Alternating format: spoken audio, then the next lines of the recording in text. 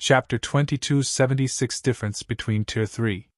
Chapter 2276 Difference between Tier 3. Upon hearing Shifeng's words, everyone present could not help but gape at him in astonishment. Even Blue Phoenix was surprised. Guild leader Black Flame? After Blue Phoenix confirmed that the person who had emerged from the forest was Shifeng, her eyes filled with even greater shock. After the Storm Serpent King raid, Shifeng had disappeared from the public eye. Despite launching a frantic manhunt, the various major powers of Dragonheart Island failed to find any traces of him even after searching relentlessly for 20 days. It was as if he had disappeared completely from God's domain. This situation had caused quite the commotion in the game. Due to this situation, many had rumored that Shifeng had hidden himself out of fear of retaliation by the various superpowers. Gossip was that he had stopped logging into the game completely. It was even bruited about that a superpower had secretly taken action against Shifeng in the real world already. She never thought that Shifeng would actually appear in this place. So, it is Guild Leader Black Flame. When Autumn Plant saw Shifeng approaching the battlefield, he revealed an excited expression. Guild Leader Black Flame, the Sea of Death's various major powers have constantly been searching for you these days. I never thought you would be here in the Buried Bones ruin. I really am fortunate today. Before Autumn Plant had even finished speaking, for level 87 players standing behind him suddenly moved to surround Shifeng. Guild Leader Black Flame, be careful. There were Blood's 4 naval generals. They all possess a naval legacy and can form a natural battle array. Blue Phoenix warned hurriedly. Every one of the 4 naval generals was a team leader-level individual in War Blood. Unlike other adventurer teams, those capable of becoming team leaders in War Blood were either peak experts or players strong enough to rival peak experts. Among them, the 4 naval generals were veteran team leaders of War Blood, all bona fide peak experts. Moreover, all 4 of them possessed naval legacies. Out at sea, they could contend against even domain realm experts. Meanwhile, under circumstances where they were further strengthened by a battle array, even domain realm experts would fall to them quickly. Too late, Autumn Plant said, smirking. He had deliberately spoken so much and so slowly before in order to buy the 4 naval generals time to activate the legacy battle array they possessed. In the next moment, the 4 naval generals appeared at Shifeng's 4 corners, a dark blue magic array forming beneath each of them. Suddenly, a dark blue pillar rose into the air, creating a battle array with a 300-yard radius. Immediately after, the intensity of the 4 naval generals' auras burgeoned. Their physical appearances started transforming as well. After just 3 short seconds, all 4 of them had become 6-meter-tall giants lavished with mysterious, dark blue runes. The Sea Giant Legacy? Shifeng concluded as he looked at the 4 naval generals. Although the Sea Giant Legacy was not a peak legacy, it was still a very rare advanced legacy, which had been very famous in Shifeng's previous life. Upon activating the Sea Giant Hidden Classes Legacy Battle Array, players would transform into a Sea Giant and have their life rating increased until it was only slightly inferior to that of archaic species. If the battlefield was out at sea, a Tier 2 Sea Giant would even be capable of fighting an ordinary Tier 3 player. At this moment, Shifeng more or less understood why War Blood ranked 3rd among the numerous adventurer teams on Dragonheart Island and that its naval strength could rival even that of superpowers. War Blood daring to send a team to target Blue Phoenix was also natural. With such strength, Phoenix Rain's faction alone was no match for War Blood. Phoenix Rain would have to become the Dragon Phoenix Pavilion's great pavilion master and unite the entire pavilion to be able to contend with the adventurer team. I never thought that you would know about this Sea Giant Legacy, Guild Leader Black Flame. You really are a knowledgeable person. Autumn Plant was slightly surprised when he heard Shifeng's words. At this point, most people only knew that the 4 naval generals had obtained a naval legacy, but not what it was exactly. Since you know about the Sea Giant Legacy, then you should know of its capabilities. I won't trouble you too much, Guild Leader Black Flame. If you hand over the fragmented legendary item you got from the Storm Serpent King, then I can let you all leave this place safely. You think you can stop me with just 4 sea giants? Shifeng asked, smiling. How would I dare underestimate you, Guild Leader Black Flame? The 4 naval generals would indeed have a very difficult time stopping you, but I'm afraid that you aren't aware that the current era has already changed, Autumn Plant said, looking at Shifeng with a playful expression. What do you mean? Shifeng asked, unsure what Autumn Plant was talking about. What I mean is that you are already outdated, Autumn Plant said as he suddenly fished a dark blue crystal from his bag, the crystal looking somewhat similar to the one Blue Phoenix took out earlier. He then squeezed and shattered the crystal. While you were hiding here in the Buried Bones ruin, Starlink led the various major powers to capture the Gravity Mountain Range's Gravity Temple and secured the ancient civilization's strength. In the next moment, a 3-fold magic array formed on Autumn Plant, then rapidly absorbed the surrounding mana and condensed it on him. As a result, the intensity of Autumn Plant's aura skyrocketed. His aura became so strong that it even surpassed the 4 naval generals, and now stifled those who were bathed in it. Not good! That's a deification crystal! Blue Phoenix revealed a look of despair when she saw Autumn Plant's transformation. That's right! This deification crystal is the ancient civilization's power! Autumn Plant stated proudly as he looked at Shifeng. Thanks to the deification crystal's power, I am now a bona fide Tier 3 player. Do you think you can still escape me? After saying so, Autumn Plant raised his staff and cast a spell. Suddenly, a 2-fold magic array appeared in the sky, enveloping a 50-yard radius.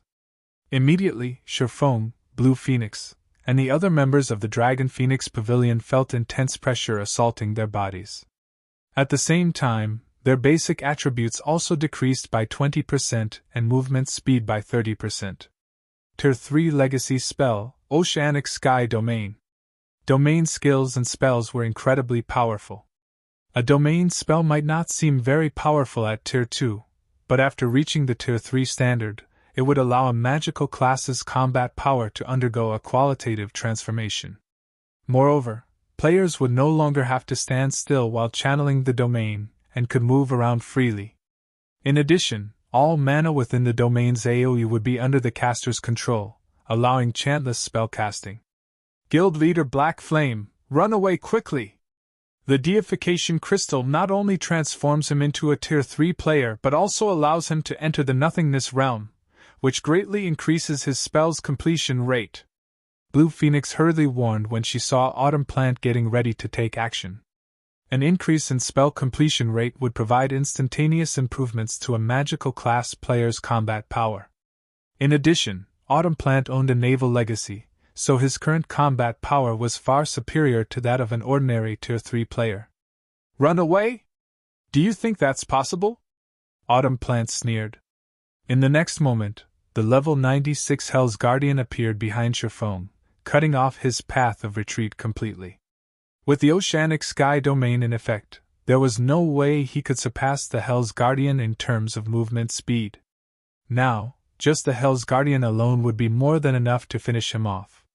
Not to mention, Autumn Plant could also control the elemental mana inside his domain to attack Shifeng. After speaking, Autumn Plant directed the drifting mana to create 6 water torrents, and sent them shooting at Shifeng. Each of the 6 water torrents carried strength rivaling that of a level 87 Grand Lord. Under Autumn Plant's control, the water torrents were like nimble snakes, their attack trajectories simply unpredictable. If these 6 water torrents coordinated with the Hell's Guardian, killing a domain realm expert would be a piece of cake. Moreover, the 4 naval generals were still patiently waiting for an opportunity to strike at Shifeng from the sidelines. So long as Shifeng suffered an attack and revealed an opening in his defense, they would immediately move in to deal him a fatal blow. However, even when the Hell's Guardian's battle axe and the 6 water torrents were about to devour Shifeng, he did not activate a life-saving skill, contrary to everyone's expectations. Instead, he simply unsheathed the Twilight Blade and started brandishing it together with Killing Ray. Swords Transmigration. After the arduous training in the Tower of 4 Gods, Shifeng had further perfected and simplified Swords Transmigration. When he executed the technique now, the descending battle axe and the approaching water torrents all seemingly avoided him, as they merely brushed past his body without harming him in the slightest. Impossible! Autumn Plant gasped involuntarily. Autumn Plant had thought that Sherfong might defend against his attacks with a life-saving skill. He had also considered the possibility of him using a berserk skill. However, he never imagined that Sherfong could actually defend against such a powerful assault with just his 2 swords. Sherfong didn't even use a skill throughout this process. Before Autumn Plant could snap out of his daze, Sherfong executed Wind Blade with a 103% completion rate, disappearing from his original location and arriving before Autumn Plant in the blink of an eye. Sherfeng's movement speed far surpassed even that of the Hell's Guardian. Secret technique: Lightning Flash. In the next moment, an all-encompassing net of sword lights flew toward Autumn Plant. In response, Autumn Plant activated Blink and instantly appeared 20 yards away from Sherfong. However, before Autumn Plant could do anything else, his body suddenly crumpled forward powerlessly because, at this moment, his HP had already reached 0. Chapter 2277 Fragmented Legendary Item? Chapter 2277 Fragmented Legendary Item? The instant Autumn Plant collapsed to the ground, silence descended across the entire battlefield. Warblood's members, who originally wore playful expressions on their faces, were thoroughly stupefied, gaping at Autumn Plant's motionless corpse. Vice Commander? The 4 naval generals, who were poised to help Autumn Plant, were similarly dumbfounded by this scene, their bodies petrified from shock. Autumn Plant died. The man nicknamed the Bloody Mage was killed, just like that. Despite having used a deification crystal to upgrade himself into a Tier 3 player temporarily, Autumn Plant still died so decisively, without even a chance to retaliate. This situation was simply unbelievable. A Tier 3 player. That was a bona fide Tier 3 player they were talking about. That was not something pseudo-Tier 3 players like themselves could hope to contend with. The 4 naval generals simply could not fathom how Sherfong had pulled off such a straightforward victory over Autumn Plant. Could the rumor be true? During the time everyone was shocked over Autumn Plant's death, someone among Warblood's members suddenly remembered the rumor that had been circulating in the outside world for quite some time now. Right. Black Flame must have gained the strength of a fragmented legendary item. That's why he's able to instantly kill the Vice Commander.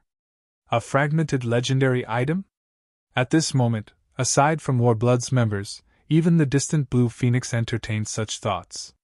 Even the Dragon Phoenix Pavilion had not seen a fragmented legendary item before. Although one was rumored to have been among the Storm Serpent King's loot, as a member of the Dragon Phoenix Pavilion's upper echelon, she knew that this remained only a rumor. After all, even now, she had not heard of any superpower obtaining a fragmented legendary item.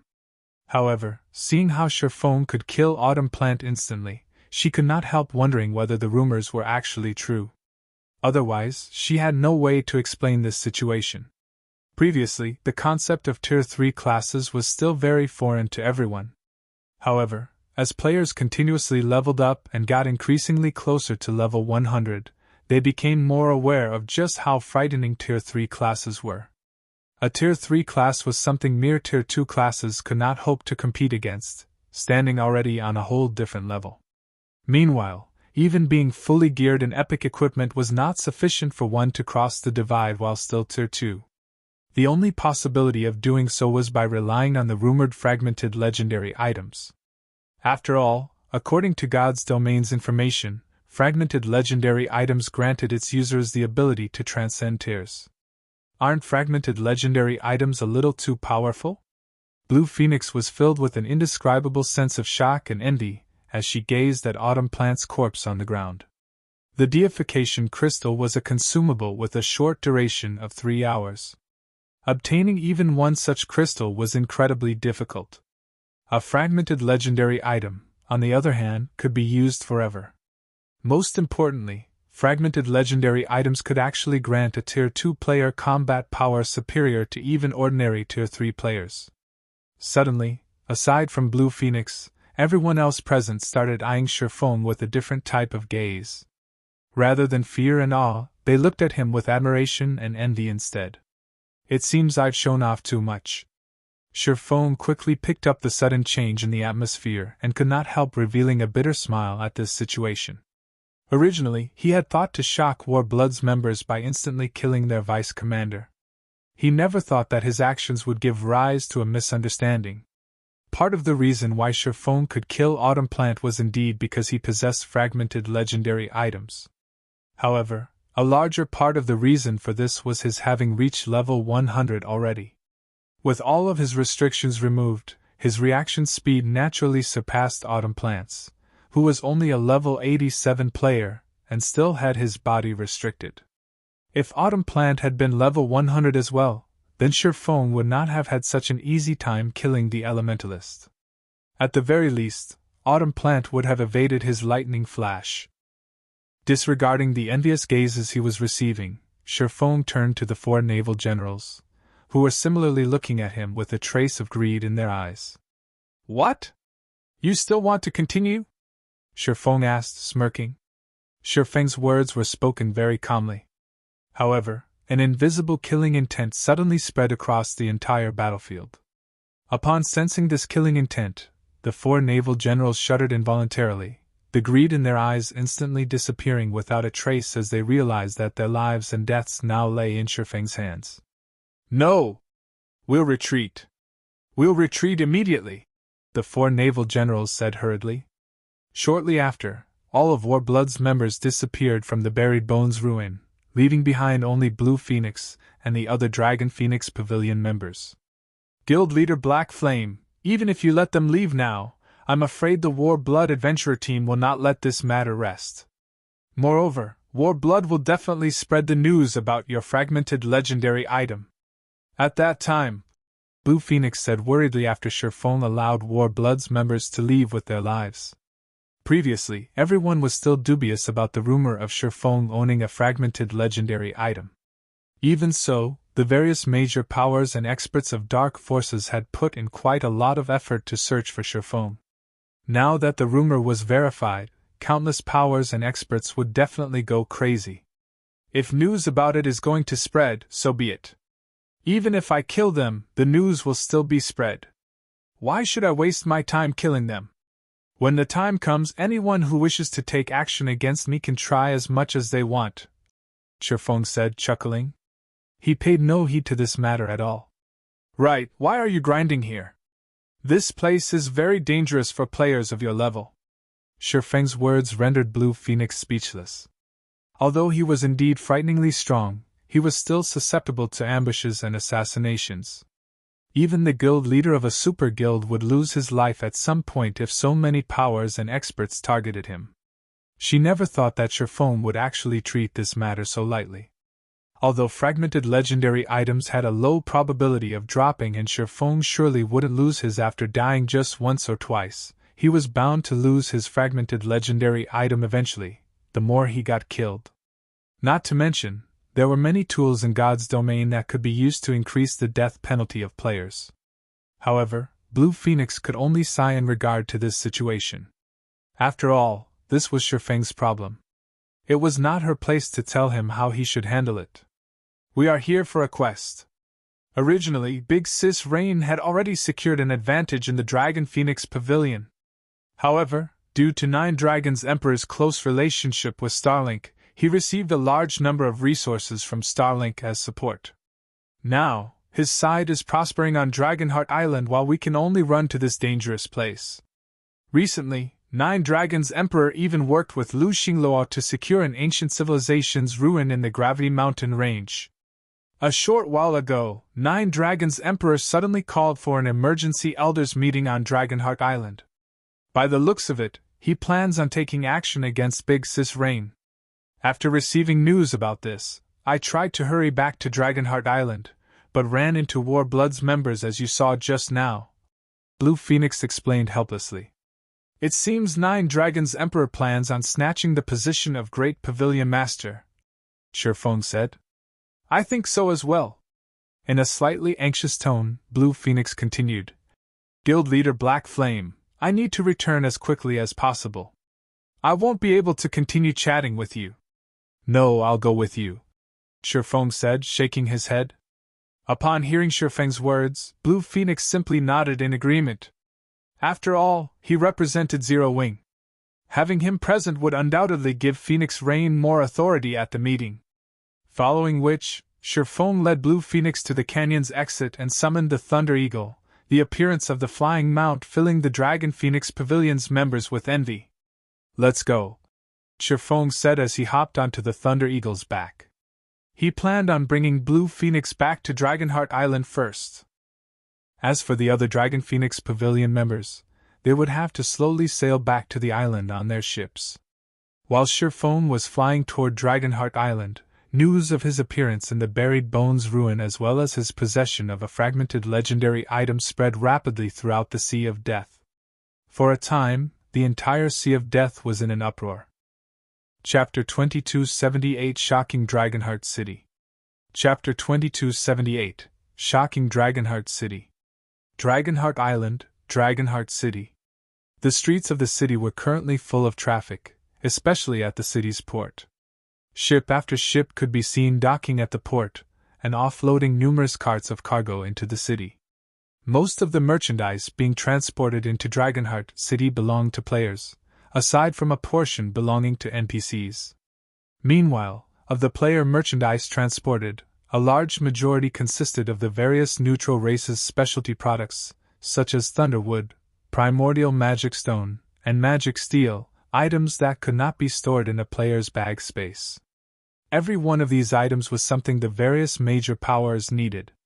Thunderwood was the main material needed to produce advanced speedboats, and even bronze speedboats. It possessed very high magic resistance, and the ships made with this type of timber were insusceptible to magic attacks. The Primordial Magic Stone, on the other hand, was an ideal material for tool production due to its toughness and the mana it contained. If made into a test bench, it could increase the production success rate of lifestyle players by a large margin. As for Magic Steel, it could be used to strengthen ship cannons. Cannons strengthened by Magic Steel could enhance their cannonballs with mana, significantly increasing the cannonball's power and attack speed. Due to the properties of these rare items, they were in high demand among players, yet they were all very difficult to procure in human kingdoms and empires. However, since Dragonheart City was a neutral trade city, many neutral races would ship their specialty products here to sell and earn ancient coins to exchange for other resources. Moreover, the appearance of an ancient civilization in the Gravity Mountain Range was attracting an increasingly larger number of neutral players to Dragonheart City. This situation served to boost the city's prosperity, allowing Dragonheart City to cast even imperial capitals in the shade. During the time everyone was busy traveling in and out of Dragonheart City's port, a figure suddenly popped into view on the horizon. In the next few moments, this figure could be seen approaching Dragonheart City. After just 8 short seconds, a gigantic eagle with a wingspan of 20 meters appeared before everyone. Faint, blue arcs of electricity crackled around this giant eagle's body. The frightening aura the bird gave off plunged the horse carriages moving about at the port into chaos. Players that were below level 70 even felt an intense, stifling pressure on their bodies. For a time, the entire port went into an uproar. Crap! That's a flying mount! A flying mount is actually this powerful? Doesn't that eagle look like Black Flame's mount? What? Black Flame actually came to Dragonheart Island? Is he tired of living? As the giant eagle descended before Dragonheart City's entrance, everyone quickly recognized the eagle's identity. A heated discussion immediately broke out as they looked at the black-armored man riding the giant eagle. Nowadays, everybody operating in the Sea of Death knew Black Flame's name. After all, there was nobody who would not pay attention to a fragmented legendary item. Previously, when Starlink announced that Black Flame had obtained a fragmented legendary item from the Storm Serpent King, everyone was skeptical. However, after news of Black Flame's performance in the Buried Bones ruin spread, people changed their minds. This situation ignited a burning desire in countless players. This reaction was because Black Flame's fragmented legendary item was the sole fragmented legendary item known to exist thus far. If they could get their hands on it, then their future would be limitless. After all, the strength of a fragmented legendary item enabled Black Flame to kill Autumn Plant, one of Warblood's vice commanders, without breaking a sweat. At that time, Autumn Plant had even used a deification crystal to forcibly upgrade himself into a bona fide Tier 3 player. One could easily imagine how much improvement a fragmented legendary item provided players. Due to this reason, every expert and power operating in the Sea of Death was frantically searching for Shifeng's whereabouts. Hence, his arrival in Dragonheart Island was no different from him walking straight into the tiger's den. While Dragonheart Island's security level might surpass that of Imperial capitals and rival even that of Blackwing City, it did not stop players from tracking Shifeng's movements. After all, there were many tracking magic in God's domain that would not alarm NPCs. Then, so long as Shifeng dared leave the safe zones of God's domain, he would face endless pursuit and ambush. After Shifeng alighted from the Thunder Eagle, the various major powers members at the port quickly relayed this information to their superiors. What? Black Flame actually appeared in Dragonheart City? Keep an eye on him. I'll send experts to track him right away. Do not let him get away, no matter what. That fragmented legendary item is mine. Upon receiving news of Shifeng's arrival in Dragonheart City, the various major powers promptly dispatched all their expert trackers to Dragonheart City. Some powers even cancelled set plans in order to head over to Dragonheart City immediately. Guild leader Black Flame, are you really fine with this? Blue Phoenix asked worriedly as she looked at Shifeng. From the moment she alighted from the Thunder Eagle, she already sensed several hundred players staring at Shifeng. Despite not being the focus of this attention, she still could not help but feel her scalp tingle. Moreover, this was only the beginning. There would definitely be more people keeping track of Shifeng's movements later. Relax. Right now, the most they can do is stare at me, Shifeng said, utterly unperturbed by this situation. Letting out a chuckle, he set off into Dragonheart City. During his previous life, all known owners of fragmented legendary items had frequently received such stares, so this kind of trouble right now was only natural. Not to mention, he was currently the only person known to own a fragmented legendary item. This was also the reason why he constantly reminded Fire Dance and the others to keep their fragmented legendary items secret. If it were before he had reached level 100, the exposure of this secret of his would indeed have brought him a lot of trouble. However, now that he had reached level 100, nobody in God's domain could do anything against him. Even if he went out into the fields, he would not have to worry about getting ambushed by players. After all, the maps he would be visiting would be level 100 plus maps. To players below level 100 plus maps were no different from Forbidden Lands. Let alone targeting him, they wouldn't even be able to guarantee their own survival there. This was also the reason why Shifeng dared to arrive boldly at Dragonheart City using the Thunder Eagle. Blue Phoenix fell speechless at Shifeng's confident behavior. However, her evaluation of Shifeng had also risen considerably as a result. Very few people would willingly put themselves in danger to help Phoenix reign during her time of need, particularly when a fragmented legendary item was at stake. Even the guild leaders of super guilds would not dare take such a risk. Afterward, Blue Phoenix led Shifeng toward the Dragon Phoenix Pavilion's residence. At this moment, the Dragon Phoenix Pavilion's residence in Dragonheart City bustled, as various guild upper echelon members, who were rarely seen, had all gathered here. Moreover, aside from the guild's upper echelon, the pavilion's elders were also present. These people were normally scattered across the various kingdoms and empires. Their assembly here greatly excited the members in the residence. Nowadays, with the increasing popularity of God's domain in the real world, it was almost impossible for people to avoid talking about the game during their free time. Meanwhile, members of the upper echelons of large guilds were akin to celebrities. For ordinary players, just getting to see them was already worthy of conversation. As for the Dragon Phoenix Pavilion's upper echelon and elders, these people were all unreachable existences to ordinary players. During the time the players in the residence were chatting, a majestic woman with shoulder-length hair strode into the residence. The woman was clad in light blue armor and possessed a beauty that was in no way inferior to Zhao Yueru's. Upon seeing this woman's appearance, the players inside the residence gasped. "Quick, look! Even the Heavenly Knight is here! I heard that she's never been interested in the guild's internal affairs. Why is she here now?" At this moment, aside from the Dragon Phoenix Pavilion's normal members, even the pavilion's upper echelon was surprised by this majestic woman's arrival. The reason for their reactions was this beauty's extraordinary status in the Dragon Phoenix Pavilion. Titled as the Heavenly Knight by the Secret Pavilion, Windy Moon was originally Phoenix Rain's greatest competitor for the position of Phoenix Pavilion Master. However, as Windy Moon was not interested in the position, she had withdrawn from the competition and shifted her development to a neutral kingdom. As a result, Phoenix Rain became the new Phoenix Pavilion Master without any difficulty. Meanwhile, Windy Moon had defeated the various superpowers operating in the neutral kingdom she had shifted to and taken control of the entire neutral kingdom. It was only thanks to her achievements that the Dragon Phoenix Pavilion was able to secure a large number of resources unique to neutral races. Just recently, she had even broken through to the domain realm, becoming one of the true pillars of the guild. Nobody had anticipated that she would actually appear in Dragonheart City's residence today. While everyone was discussing Windy Moon's purpose here, the Heavenly Knight headed straight for Nine Dragons Emperor. Seeing this situation further amplified everyone's shock. "Nine Dragons, I hope you stick to your word.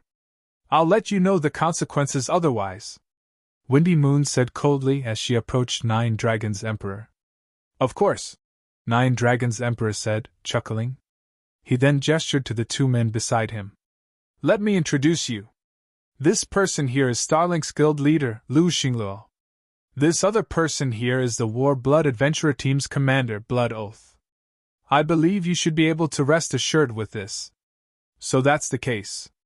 No wonder you are so confident." After Windy Moon sent a glance at Lu Xingluo and Blood Oath, she did not say anything more. With Windy Moon's arrival, the Dragon Phoenix Pavilion upper echelon present could not help but start to pity Phoenix Rain. Although the normal members of the guild were unaware of the purpose of today's meeting, those in the upper echelon like themselves were not. Today was the day when the Dragon Phoenix Pavilion's next great pavilion master would be chosen. Now, however, not only did Nine Dragons Emperor have the support of two superpowers, but even Windy Moon was standing on his side.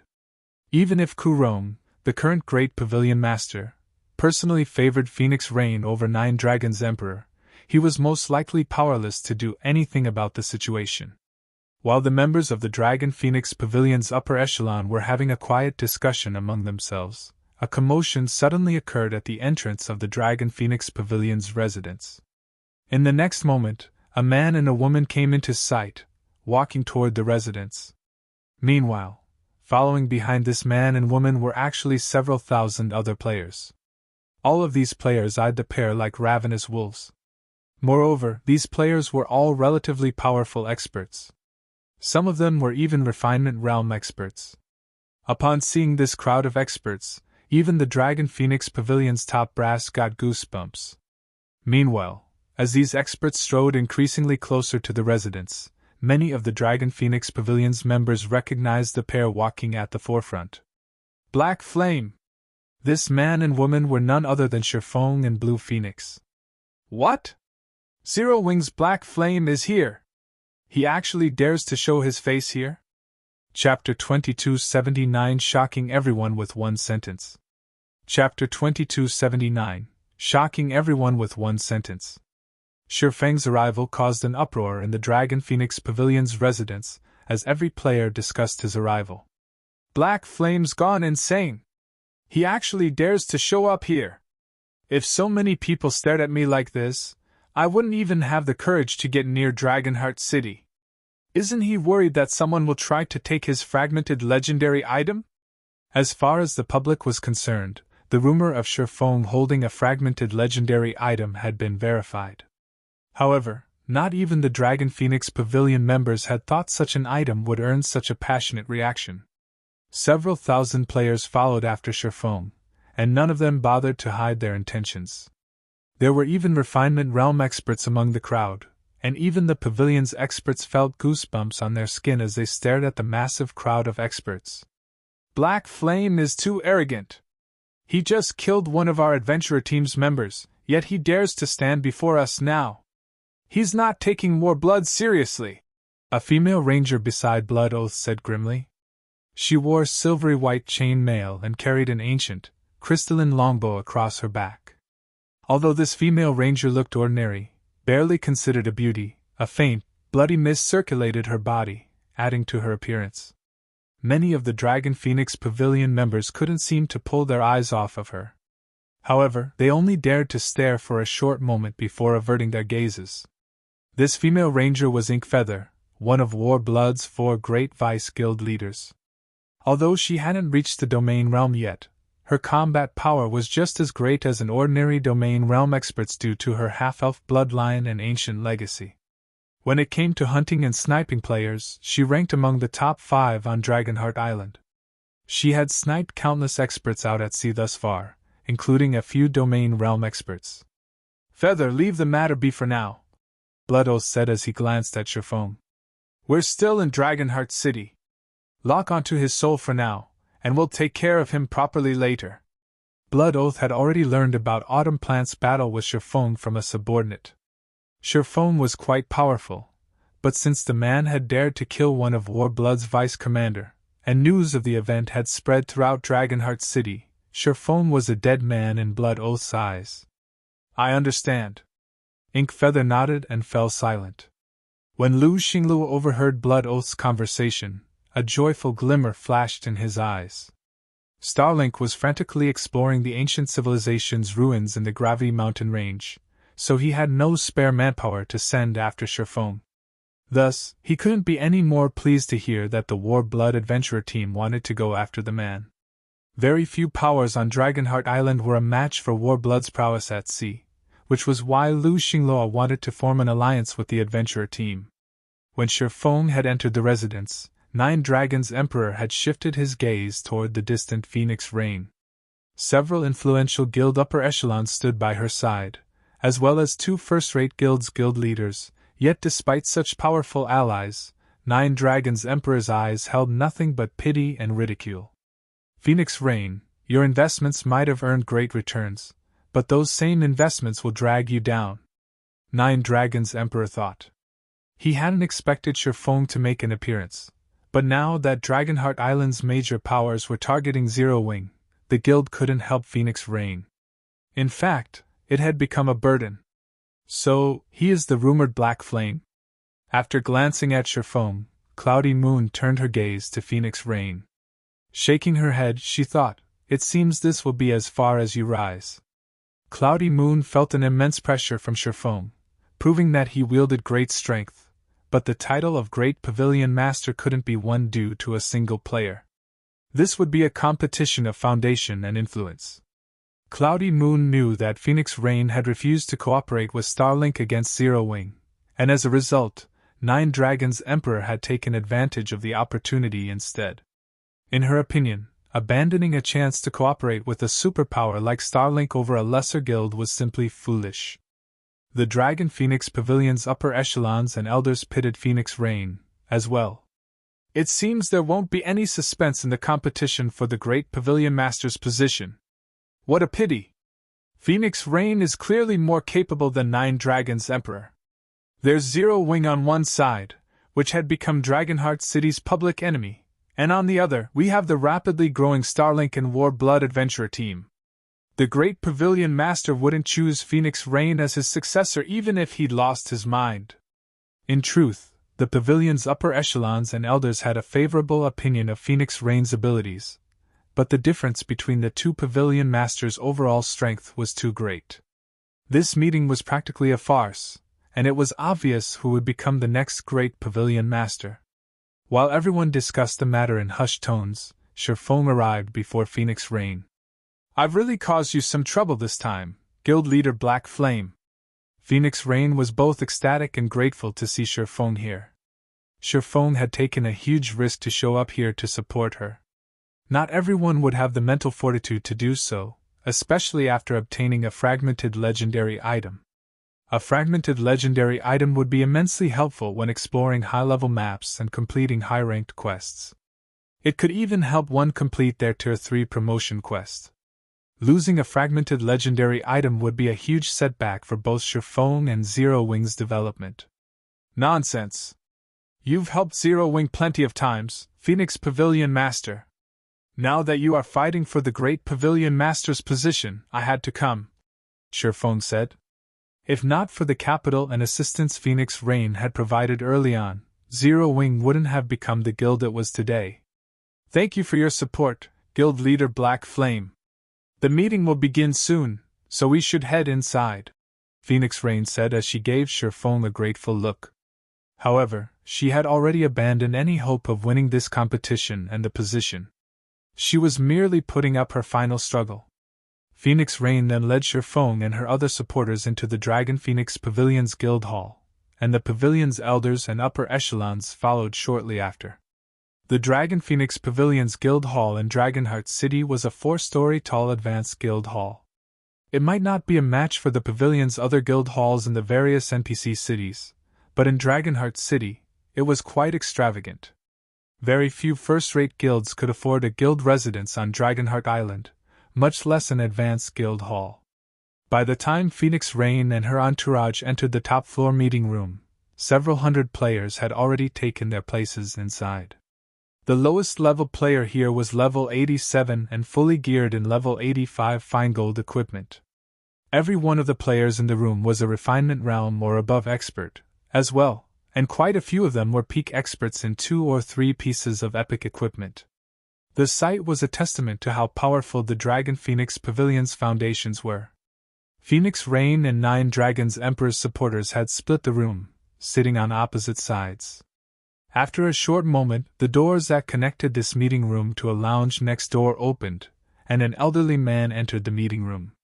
This elderly man was a level 88 summoner, wearing robes that resembled a nebula. The epic staff in the man's hand was a replica of the legendary staff, Spirit Caller, and the elder's aura was no weaker than Blood Oath's, Warblood's commander. As this elderly man entered the room, silence fell. This elderly man was none other than the Dragon Phoenix Pavilion's current Great Pavilion Master, Kurong. 2 men, both radiating extraordinary auras, followed behind Kurong. Although they were only level 87, both of the men were bona fide domain realm experts. As Kurong lowered himself in the seat of honor, the 2 men guarded his sides. The guild upper echelons and elders didn't dare to speak or display any of their usual arrogance, merely waiting for Kurong to speak. I believe that you all know why I called you here for this meeting. I am getting old and can no longer take charge of the Dragon Phoenix Pavilion. Hence, I am going to choose my successor for the Great Pavilion Master position today, Kurong slowly explained. My successor will have to contribute greatly to the guild, providing a better future than I have. You all know this. Hence, I recommend 9 Dragons Emperor to be my successor. If there are no objections, we will consider this matter settled. None of the guild upper echelons or elders seemed surprised by Kurong's decision, and 9 Dragons Emperor revealed an ecstatic expression. He had waited for this moment for a long time. Suddenly, however, a low voice filled the meeting room. I have an objection. Although the words hadn't been very loud, a deathly silence had followed them, enveloping the meeting room as everyone turned toward their origin. When everyone saw who had spoken, they were shocked. The person that had objected to the decision was Black Flame. Chapter 2280 Qualification? Chapter 2280 Qualification? With Shifeng's statement, silence descended over the meeting room. Nobody had expected Shifeng to stand up and object to the Great Pavilion Master's decision. Blue Phoenix and the other guild upper echelons by Phoenix Rain's side were particularly surprised, and the blood drained from their faces. In contrast, 9 Dragon Emperor's supporters couldn't help but grin. It's over. Blue Phoenix stared at Shifeng, speechless. Although Kurong had chosen 9 Dragons Emperor as his successor in this meeting, 9 Dragons Emperor couldn't take the position for another 10 days, during which time, Phoenix Rain had the right to call another meeting with the elders. If more than half of the guild's elders decided that 9 Dragons Emperor was unfit for the position, someone stronger would be chosen. A meeting of the Dragon Phoenix Pavilion's elders was of the utmost importance in the pavilion. Not even the guild's ordinary upper echelons would qualify to participate, much less the core members. Normally, outsiders like Shifeng shouldn't have been allowed in today's meeting, but since they had been invited by the two pavilion masters to show their support, everyone had turned a blind eye. At most, Shifeng and the others were allowed to listen, nothing more. Since Kurong had chosen a successor, not even a guild upper echelon like Blue Phoenix could object, much less Shifeng. Only the pavilion masters and the guild elders were allowed to speak up. Since Shifeng had objected to the decision, not only would the guild elders look unfavorably on Phoenix Rain, but Kurong's opinion would likely fall, as well. Shifeng was a member of Phoenix Rain's entourage, after all. If she couldn't control her supporters, ensuring that they'd respect the Dragon Phoenix Pavilion, the guild elders and Kurong would doubt her power. Trying to replace Nine Dragons Emperor as the great pavilion master would become a pipe dream. Guild leader Black Flame. This is the Dragon Phoenix Pavilion. You are but an outsider. You do not qualify to object. Even as the Phoenix Pavilion Master's guest, we will remove you from this meeting if you wish to cause a scene. Martial Dragon, who sat beside Nine Dragons Emperor, snarled, sneering at Shifeng. Although Martial Dragon's statement had been a warning for Shifeng, his words reminded the guild elders and great pavilion master that he was Phoenix Rain's supporter. This implied that this disruption was due to Phoenix Rain's inability to control her people. Kurong frowned in response. Shifeng's interruption had soured his mood, and the guild elders chatted quietly amongst themselves. What does Black Flame think the Dragon Phoenix Pavilion is? Zero Wing can barely rival a superpower, yet he dares to show such arrogance before us. How does Phoenix Rain normally manage her pavilion? I can't believe she brought such a disruptive supporter to such an important meeting. I had thought she was quite capable, but it seems that Nine Dragons Emperor is more suited for the position. I know, right? Nine Dragons Emperor has managed to ally himself with Starlink and Warblood. With such success, Phoenix Rain has no hope of catching up. For a time, the various guild elders began to question Phoenix Rain's authority and reevaluate their criticisms of Nine Dragons Emperor. Even Cloudy Moon, who had remained indifferent, turned to look at Phoenix Rain. Cloudy Moon had previously been impressed by Phoenix Rain's judgment of others, but it seemed that she had been severely mistaken. Shifeng was a courageous fool, all brawn and no brains. First, he had provoked Dragonheart Island's various major powers. Then, ignorantly, he returned to Dragonheart Island, revealing himself. Now, he had even upset the Dragon Phoenix Pavilion's elders. But despite the opinions everyone in the room expressed about him, Shifeng didn't react in the slightest. Instead, he calmly turned to Martial Dragon. Everyone is aware that Zero Wing has allied with the Dragon Phoenix Pavilion. Thus far, our guilds have enjoyed a good working relationship with the Phoenix Pavilion Master on Thunder Island. Why can't Zero Wing object since it is uncomfortable with the proposed successor? Shifeng asked, chuckling. If he is to become the great Pavilion Master, Zero Wing will have to reconsider selling the Pavilion 100 bronze speedboats. As Shifeng finished speaking, the meeting room's occupants gasped. What? 100 bronze speedboats? Impossible! Even our guild doesn't have 100 bronze speedboats in total. The Dragon Phoenix Pavilion's members were flabbergasted by the idea of 100 bronze speedboats. Their reaction wasn't due to a lack of experience, but because Shifeng had mentioned such a frightening number. Although the various superpowers had constructed powerful fleets, they mostly consisted of advanced and ordinary speedboats. Most fleets had less than a handful of bronze speedboats. Even the superpowers' top fleets only had a dozen or so. Even Starlink and Warblood, organizations that had the most powerful naval forces in the Sea of Death, only had 30 or so bronze speedboats. Not even a super guild like 13 Thrones could form a force of nothing but bronze speedboats, much less Starlink. Superpowers needed to consider their average strength. They couldn't just assign all of their bronze speedboats to a single force, much less sell an entire fleet of such ships to another power. Only a lunatic would do something like that. bronze speedboats were a power's main combatants at sea. The number of bronze speedboats a power owned determined how much influence it commanded, and the greater one's influence was at sea, the more naval resources they could obtain.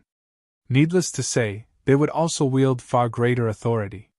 Ku Rong turned toward Phoenix Rain, and although he said nothing, his intentions were clear. He wanted to know what was going on. Why hadn't he been made aware of such a monumental deal before this meeting? Unfortunately, Phoenix Rain didn't have an answer for her great pavilion master. Shi Feng's declaration had shocked her just as much as it had stunned him. She didn't remember discussing a massive transaction, involving 100 bronze speedboats, with Shi Feng. If she had, she wouldn't have acted as passively as she was. Fortunately, Phoenix Rain hid her emotions and adjusted her shocked expression. She then gave Ku Rong a look that confirmed Shi Feng's claim. However, she was still confused. She did not know what Shi Feng was trying to do, and she felt that he was playing with fire.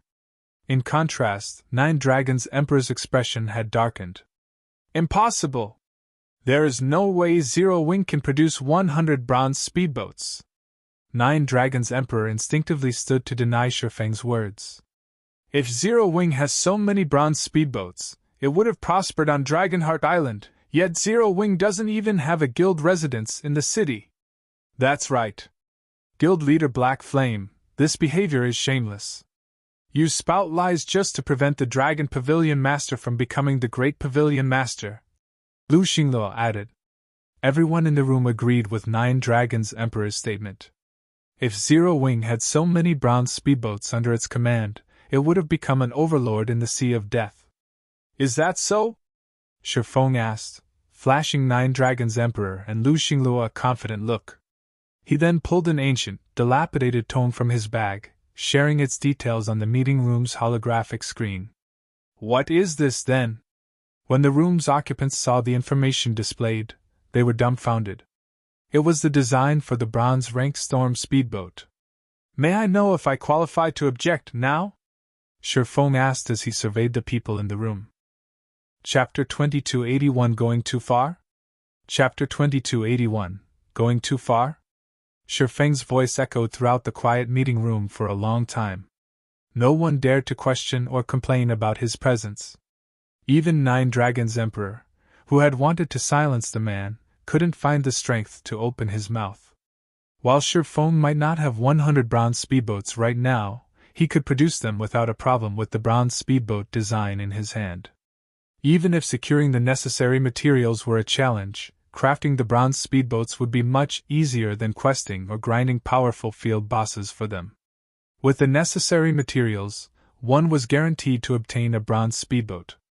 In comparison, quests that awarded bronze speedboats were extremely rare, and their drop rate from field bosses was abysmally low. To the Dragon Phoenix Pavilion, 100 bronze speedboats were immeasurably valuable.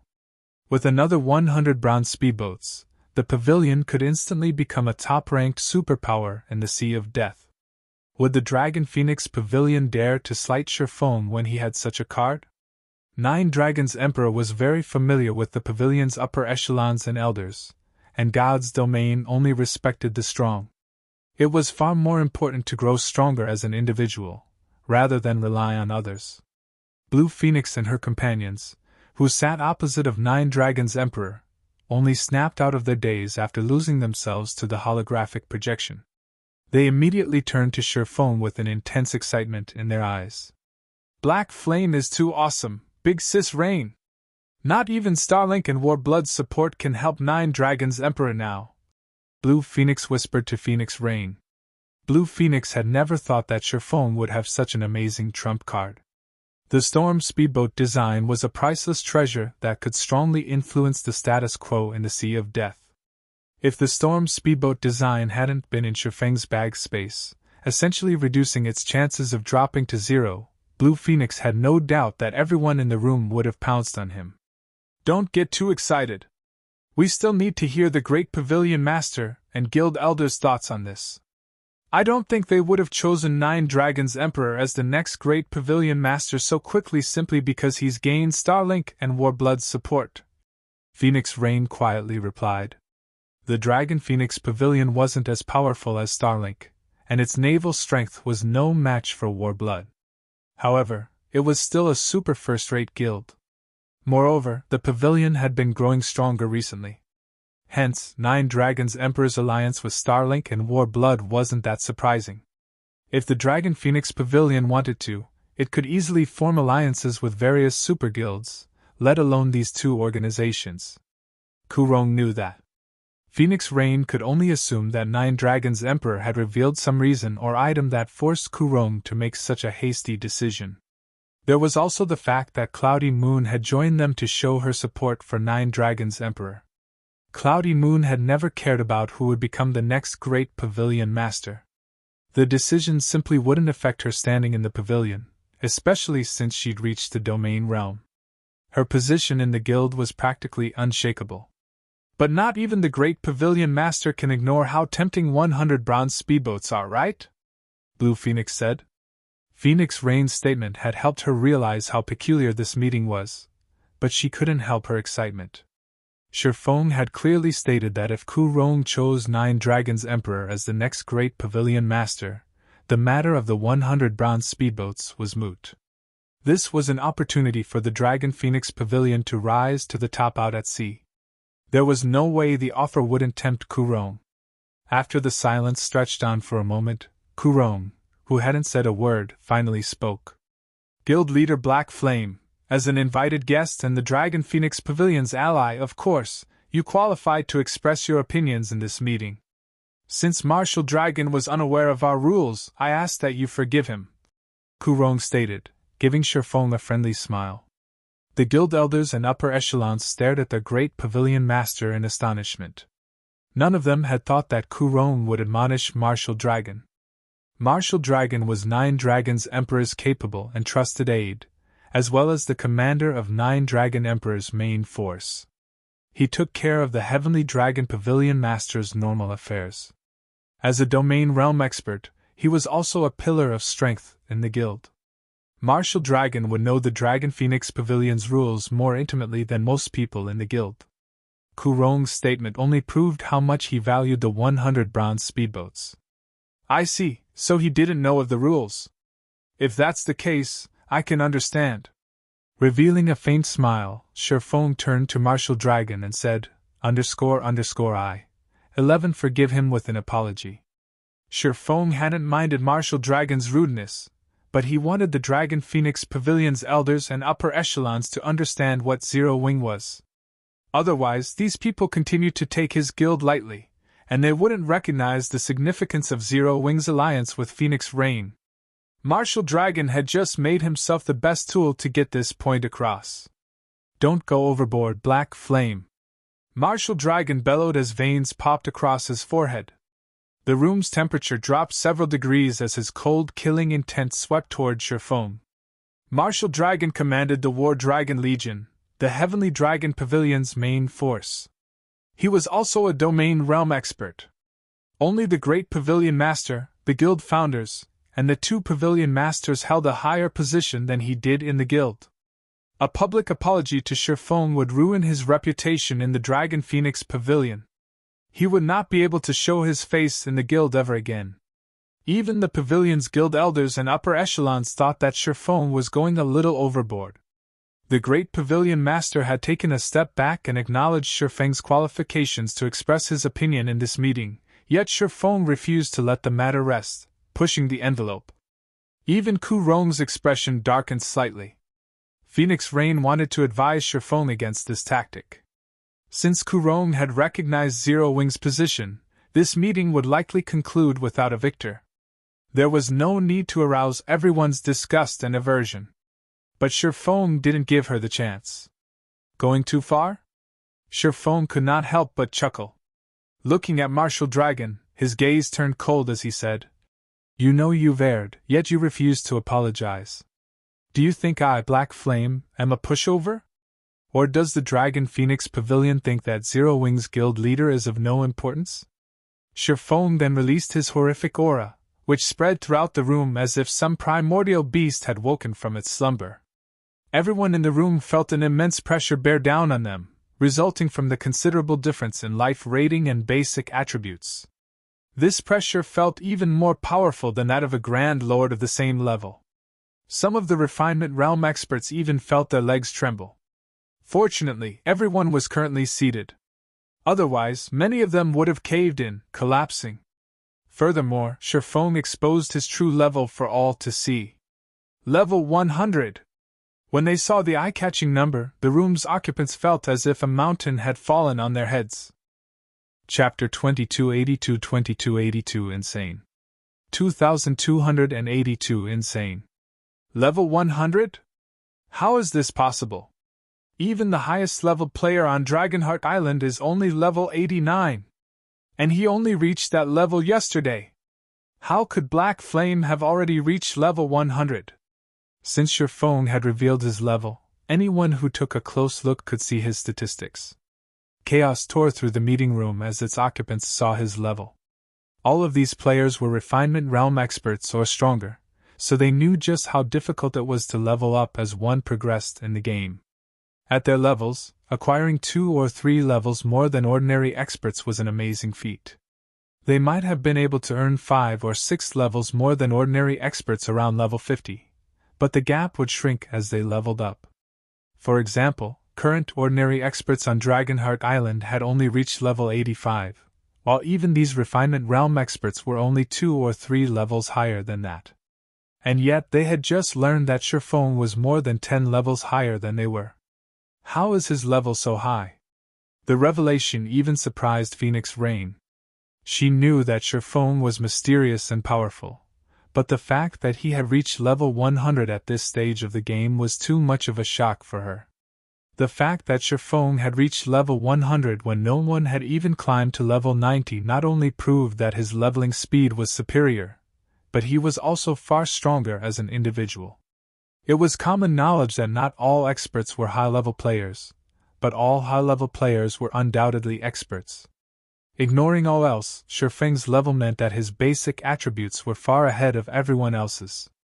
Moreover, as a level 100 player, he qualified to explore level 100 plus maps, which no one else could set foot in at this stage of the game.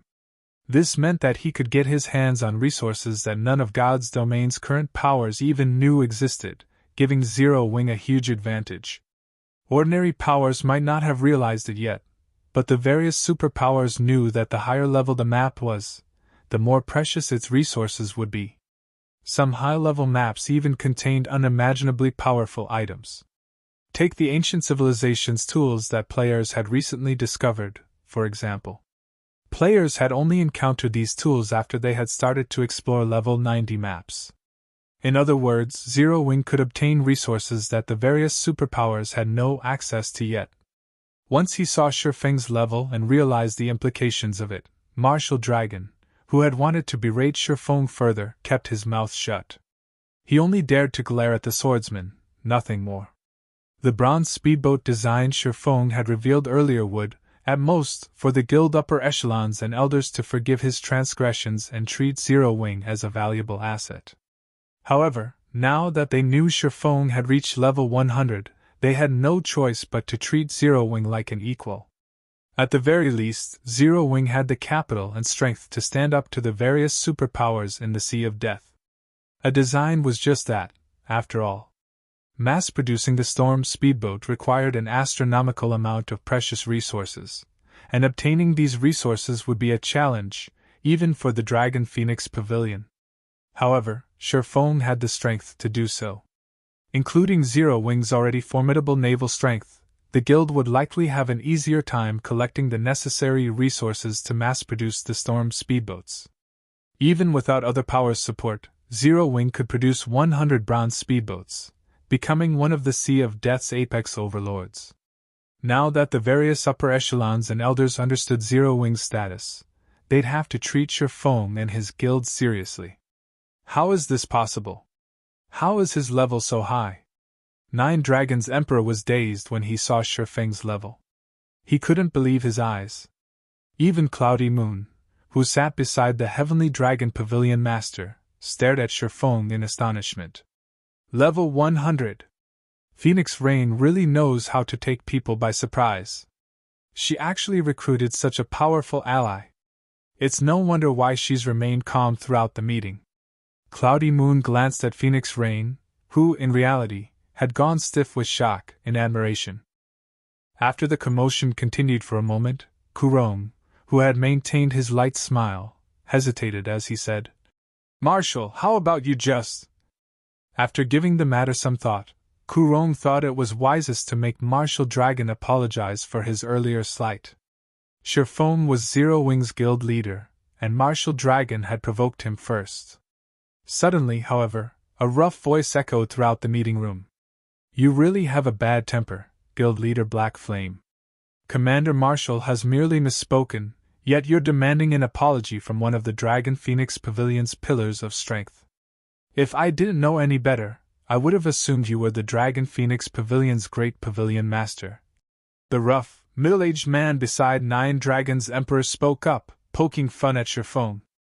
The Dragon Phoenix Pavilion's upper echelons and elders nodded in agreement. The Dragon Phoenix Pavilion was a super first-rate guild, and Marshal Dragon commanded one of its two main forces. He was a domain realm expert, a true pillar in the guild. Demanding a public apology was too much. This person certainly knows how to counter. Not only has he suppressed Black Flame, but he's also minimized the severity of Marshal Dragon's insult. Phoenix Rain turned to the rough man as the guild upper echelons and elders began to discuss the situation amongst themselves. Phoenix Rain could tell that Shifeng was trying to improve the upper echelons and elders' opinion of Zero Wing.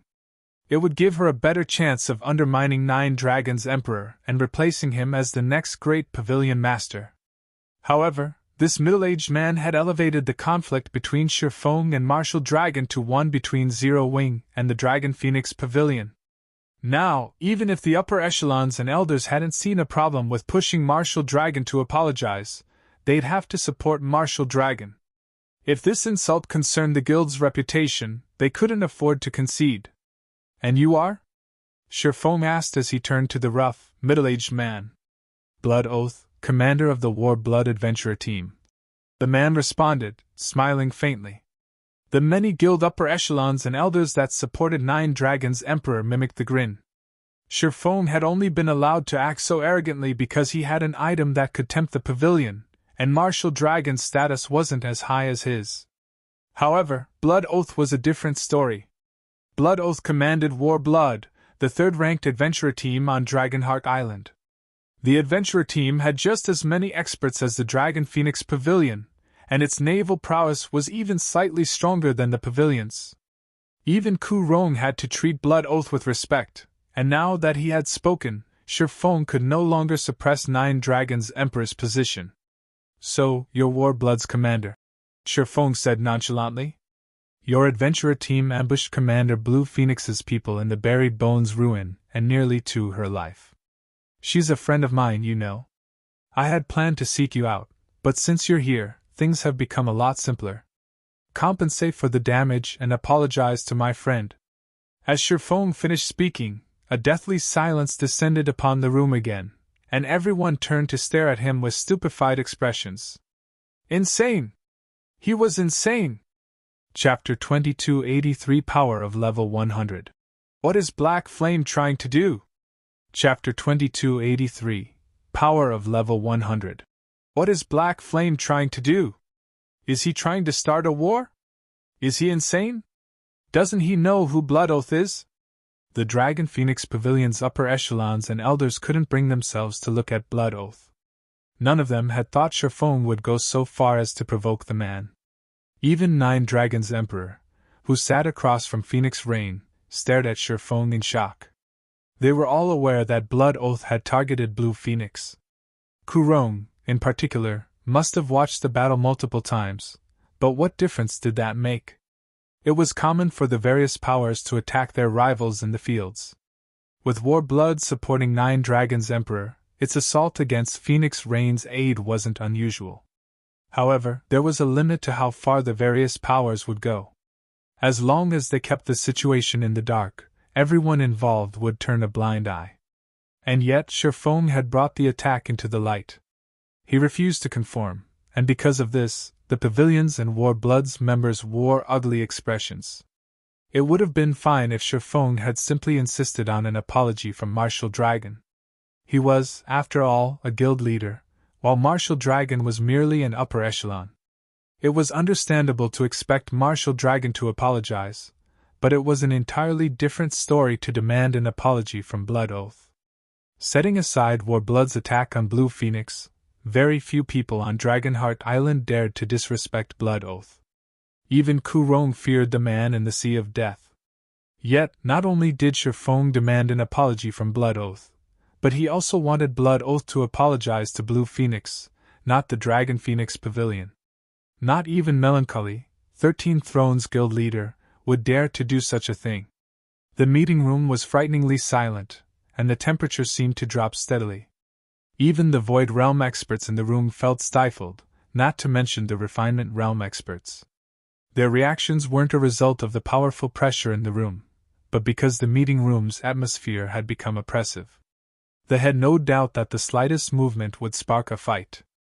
After a long period of silence, Blood Oath opened his mouth and asked, "What if I refuse? What will you do about it?" Blood Oath's questions were simple and straightforward. Not only did his statement blatantly provoke Shifeng, the smile he wore and his frosty tone made the room feel even colder. Even the guild upper echelons around Phoenix Rain struggled to breathe, their vision fading. Their heartbeats grew increasingly louder, as if their hearts would jump out of their chests.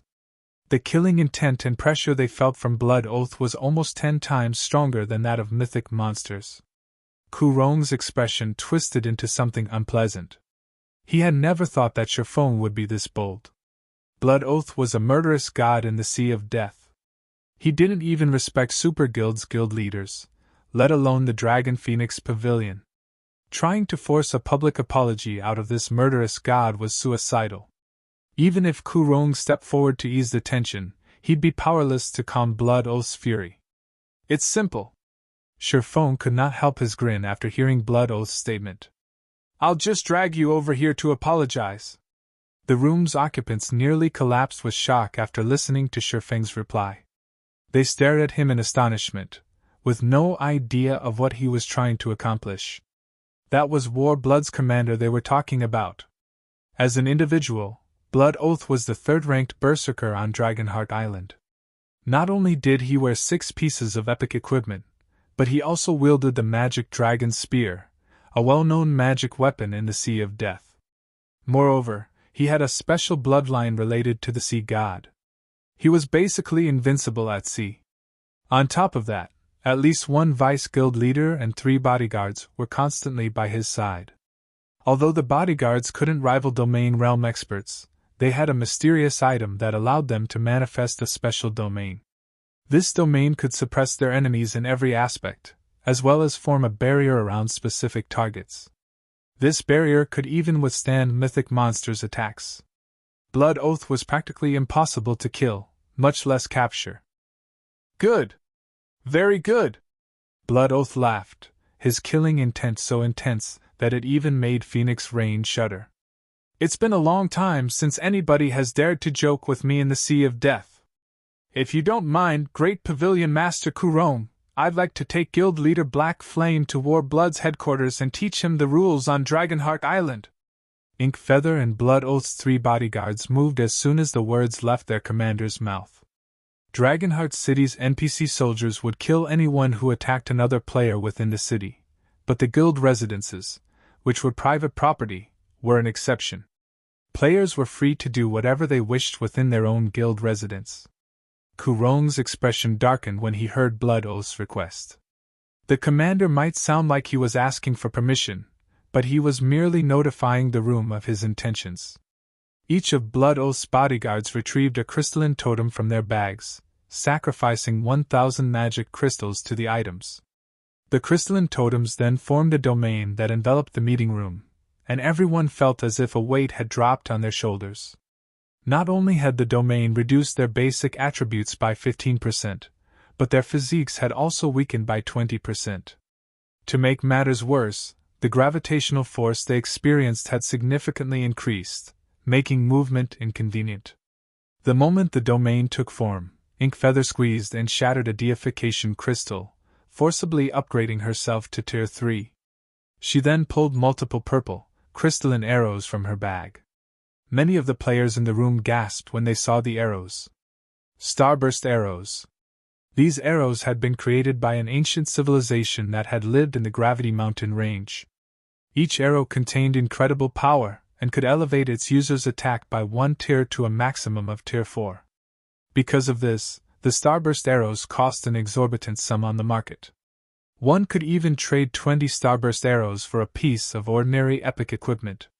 What truly surprised the meeting room's occupants was the act that Inkfeather had 12 of these arrows. Don't think that you're unstoppable just because you're level 100. I will ensure that you suffer the consequences for provoking war blood, Inkfeather said, her lips curling slightly as she glared at Chiffon.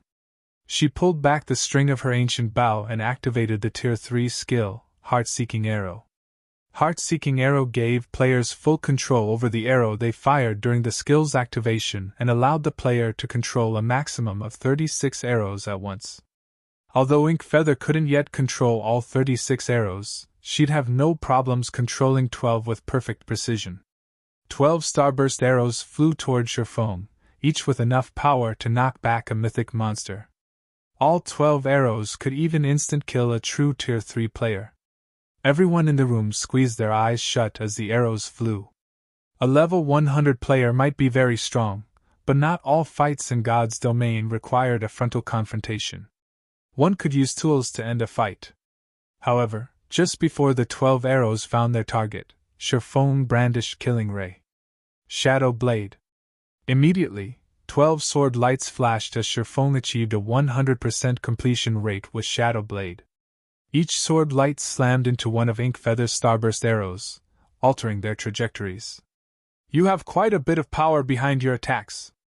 Unfortunately, raw power isn't enough to win all battles in God's domain, Chiffon said, glancing at the Starburst arrows as they brushed past him. Although he was not a Tier 3 player, the difference between a level 100 player and a lower level player wasn't easy to make up. Chiffon then activated Wind Blade and charged at Blood Oath. Don't think I'll let you get close to the commander so easily. As Chiffon approached, the 3 bodyguards formed a barrier before Blood Oath, separating the two. In response, Chiffon swung Killing Ray again. Lightning Slash. A massive thunderbolt tore through the magic barrier, stupefying the bodyguards. At the same time, Blood Oath reacted, lifting his magic dragon spear to counterattack. Unfortunately, he wasn't fast enough to keep up with Chiffon, even with the domain suppressing the swordsman. Chifeng's Twilight Blade pushed aside the spear, and his sacred sword stopped right before it touched Blood Oath's throat. Less than 3 seconds had passed since Inkfeather had attacked. Chapter 2284 Confounding the Venue. Chapter 2284 Confounding the Venue. When Chifeng's Killing Ray stopped at Blood Oath's throat, astonished silence filled the meeting room, and not a single player could pull their eyes away from the sight. None of them could have dreamed that this meeting would turn out like this. Despite Warblood's vice guild leader and 3 bodyguards by his side, Blood Oath had ended up at the end of Chifeng's blade. Nobody would believe them even if they retold this tale to others. This is some trick, right? Blood Oath couldn't actually stop Black Flame? So strong! How high are Black Flame's basic attributes? Even with the domain suppressing him, he still pushed away Blood Oath's 2-handed weapon so easily. No! Black Flame's reaction speed is far more frightening than his basic attributes. If it weren't, Blood Oath would have been able to use a defensive skill and wouldn't have had to rely on his weapon. None of these players were ordinary experts. Some of them had even reached the Void Realm. Although Chiffon was very fast and imperceptible to the naked eye, his movement couldn't escape a Void Realm expert's notice. Thus, many of the room's occupants had caught a clear glimpse of what had just happened. Of course, witnessing that exchange was the very reason for their shock. The Domain Realm experts in the room evaluated Chiffon with a far more serious gaze than before. They had watched the recording of Chiffon killing Autumn Plant, and they had assumed the swordsman only had high basic attributes, combat techniques, and reaction speed. They had assumed that these factors were the only reason that Shifeng had been able to instant-kill Autumn Plant. However, this display made it clear that they had been severely mistaken. The fluidity of Shifeng's movements was the true reason that he was so frightening. They had no doubt that even if Shifeng's basic attributes were on par with Blood Oath's, the result of this exchange would have been the same. If not even Blood Oath was a match for Shifeng, they, who were weaker than the War Blood's commander, had no hope against Zero Wing's guild leader. "Stop messing around, Black Flame! Blood Oath is the War Blood Adventurer Team's commander!" Inkfeather coldly warned Shifeng, watching him hold Blood Oath captive. Shifeng's strength was far beyond her expectations. She had never expected an outcome like this. God's Domain was a virtual reality game that mimicked reality to a frightening degree. Although players could view details that weren't available in the real world, there was little difference between the two. Unlike monsters, players didn't have thick hides and powerful life forces, and because of that, players had to don armor to protect their vulnerable bodies.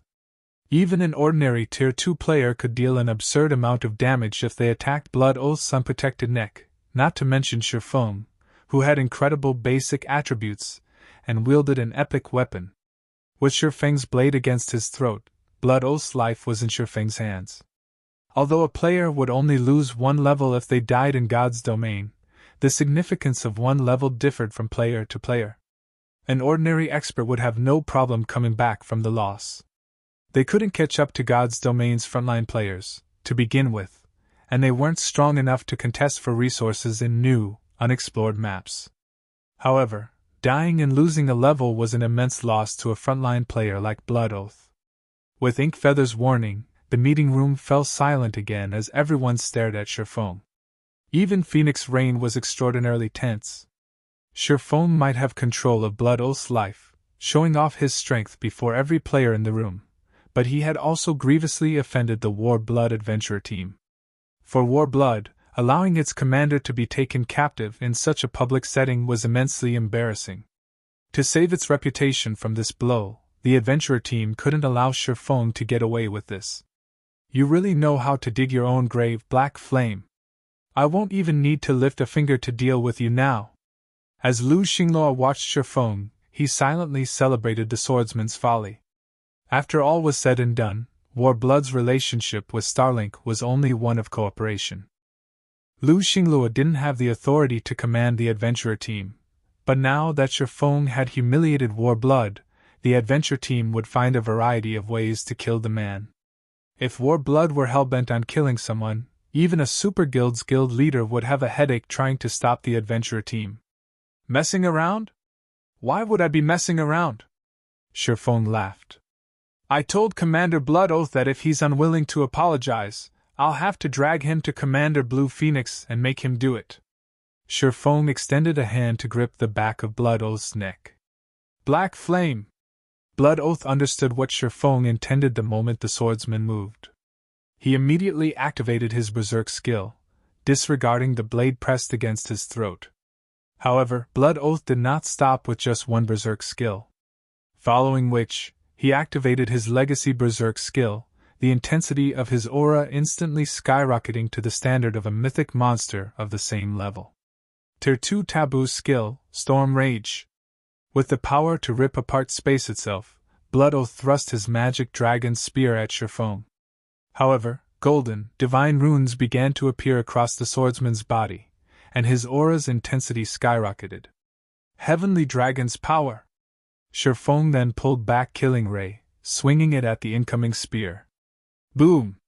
The collision shockwave was so powerful that it threw the spectating players back against their chairs. The magic dragon spear, which had far more power than Inkfeather's starburst arrows, came to an abrupt halt, unable to harm Shifeng in the slightest. Blood Oath's expression darkened. He hadn't expected that, even after activating twofold berserk, he'd still be helpless against Shifeng. He quickly activated another skill to put some distance between him and Shifeng. Unfortunately for Blood Oath, Shifeng was a step ahead. Tugging Killing Ray sharply, he dragged the magic dragon spear, and Blood Oath with it, forward. Taking advantage of the momentum, he snatched the back of Blood Oath's neck. Blood Oath had seen Shifeng's movements, yet he failed to react in time. The instant he felt Shifeng's hand on the back of his neck, Blood Oath felt as if a dragon had grabbed him.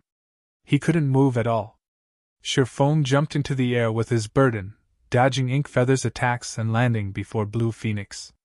He then tightened his grip on the back of Blood Oath's neck and pressed down. Boom! Boom! Boom! Shifeng smashed Blood Oath's head into the ground 3 times, the marble floor shattering and shaking the meeting room with his strength. Blood Oath rapidly lost HP before it eventually hit 0. The scene even dumbfounded 9 Dragons Emperor and Lu Xingluo, not to mention the Dragon Phoenix Pavilion's upper echelons and elders. Ink Feather, who had been preparing to launch another attack, was utterly dazed. As if time had stopped, everyone in the room froze. For a moment, they even forgot to breathe. Chapter 2285 Dragonheart Shaken. Blood Oath's dead. Chapter 2285 Dragonheart Shaken. Blood Oath's dead. How dare he!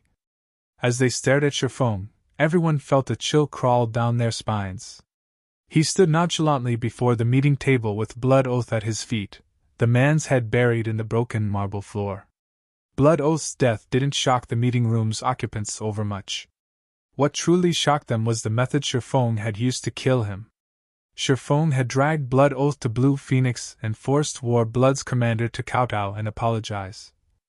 Not even 9 Dragons Emperor and Lu Xingluo had thought the swordsman would be so vicious, let alone Blue Phoenix. He's definitely crazy. War Blood definitely won't rest until Zero Wing is destroyed. 9 Dragons Emperor thought, flabbergasted as he watched Shifeng. Had Shifeng simply killed Blood Oath out of rage, War Blood would, at most, target Shifeng, but since the situation had devolved, the adventurer team would become a laughingstock if it didn't annihilate Zero Wing as a whole. Even the major corporations that supported War Blood would support their vengeance, and there would be no hope for reconciliation between the 2 organizations.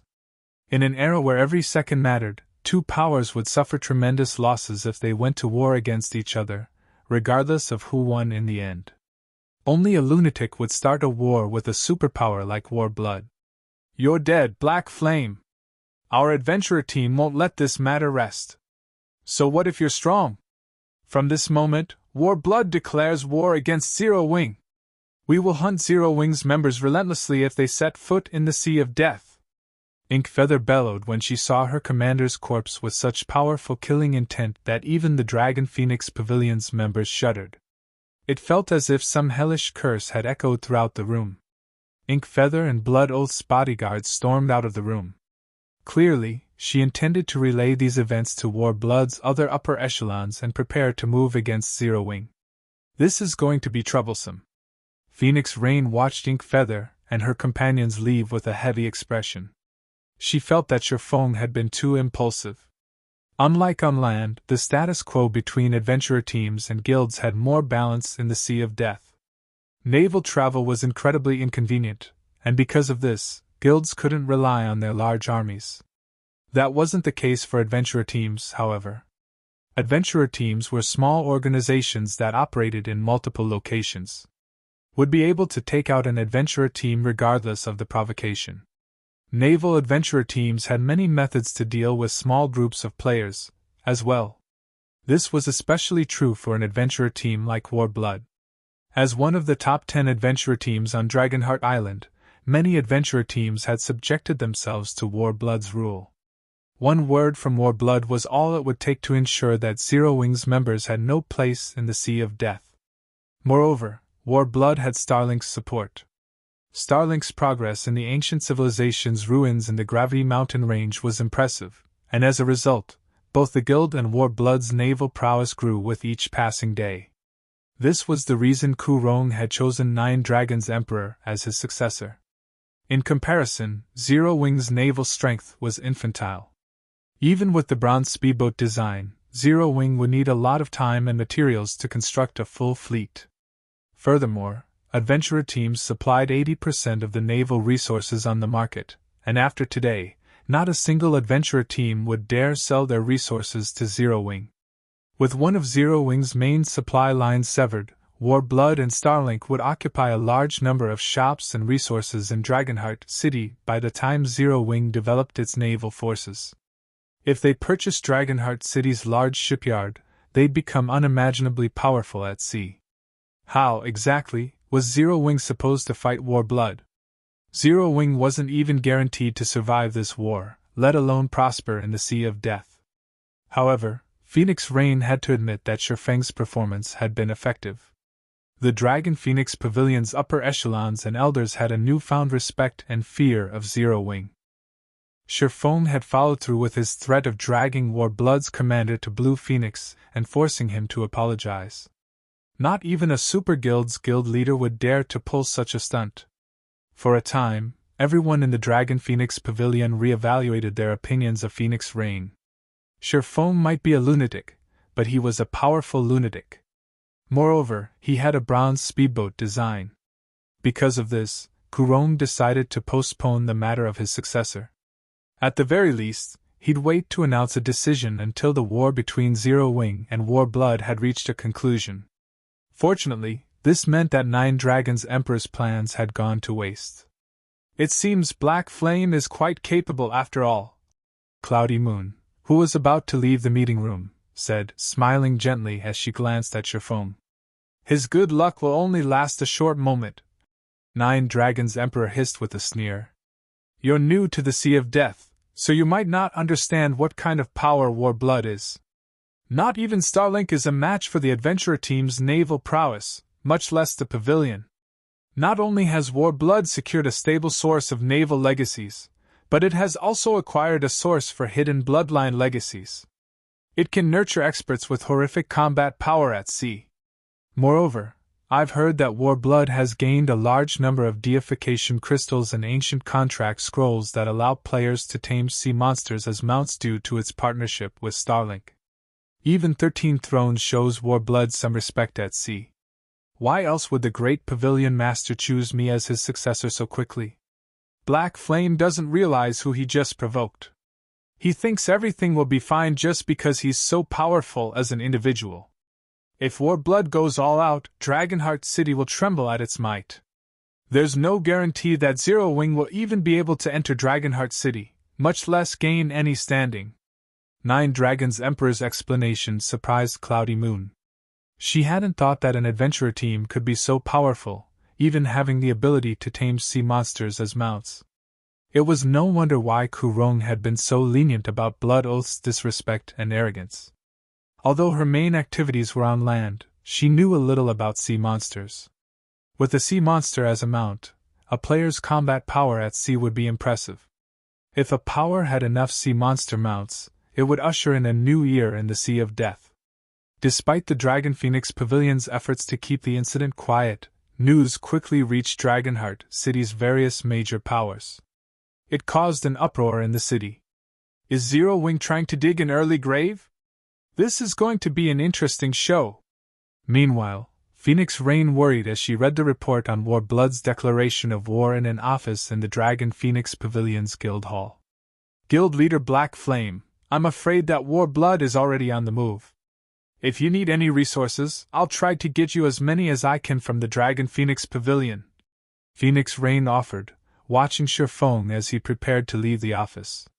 Shifeng had only started a war with Warblood on her behalf, so she couldn't just sit aside and do nothing, but she couldn't help but feel powerless with their opponent being the Warblood adventurer team.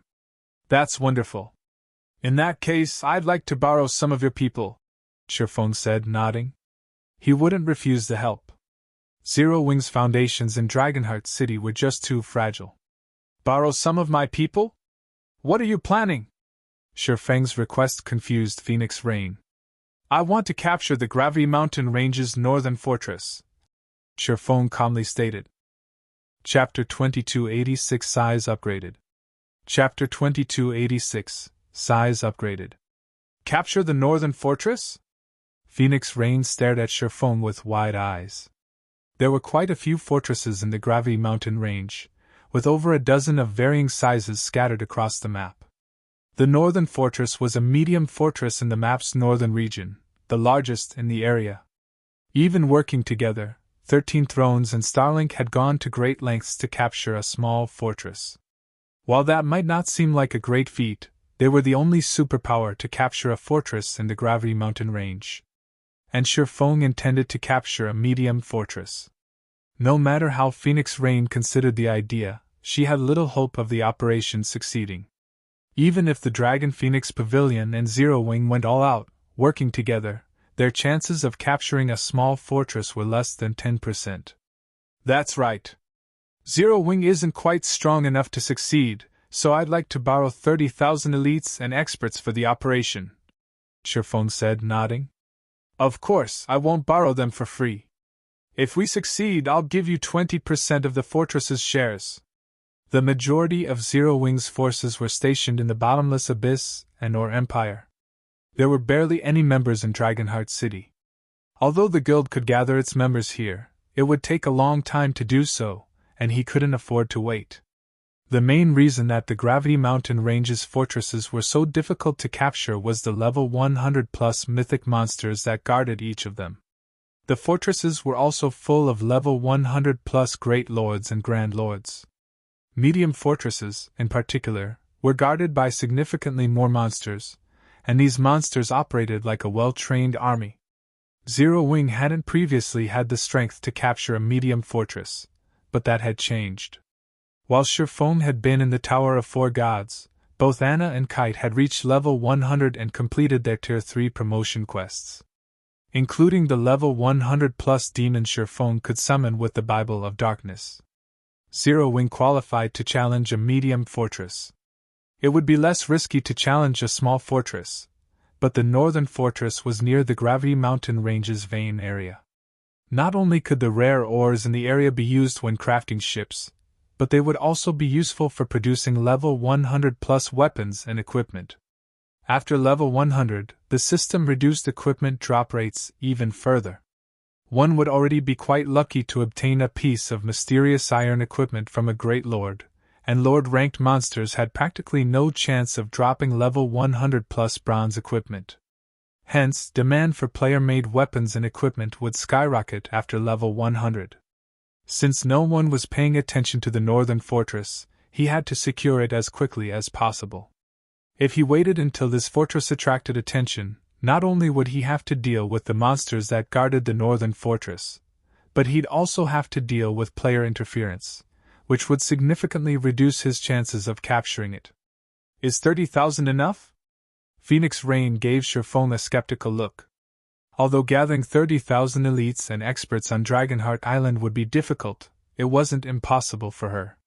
However, 13 Thrones and Starlink had sent a massive, 150,000 player army to capture a small fortress, and over 70% of their forces had been slaughtered by the end of the battle. And yet, Shifeng only asked for a fraction of that. There'll be enough, but we'll need to move quickly, Shifeng said. The most important factor when attempting to capture a fortress in the Gravity Mountain Range was whether or not one could hold their ground against the monsters. If an army could stand strong, even 10,000 players would be enough to capture a fortress, not to mention 30,000. However, they would need a lot more time to succeed. That won't be a problem. I'll contact them immediately. I should be able to get 30,000 players here within a day, Phoenix Rain said. She knew that Shifeng was no fool. If he thought it was possible to capture a medium fortress, she had to take the risk. Starlink and 13 Thrones had gained massive advantages in Dragonheart City due to the small fortress they had captured. If she could get her hands on a medium fortress's shares, Nine Dragons Emperor would have an extremely difficult time shaking her position in the Dragon Phoenix Pavilion in the future. Phoenix Rain and Blue Phoenix got to work contacting the necessary players. They called in the pavilion's various elite and expert players scattered in the Sea of Death and various countries on the main continent.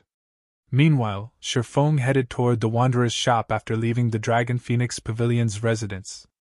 Since he had been stuck in the Tower of Four Gods, he hadn't been able to manage the Wanderer's shop, allowing it to operate itself.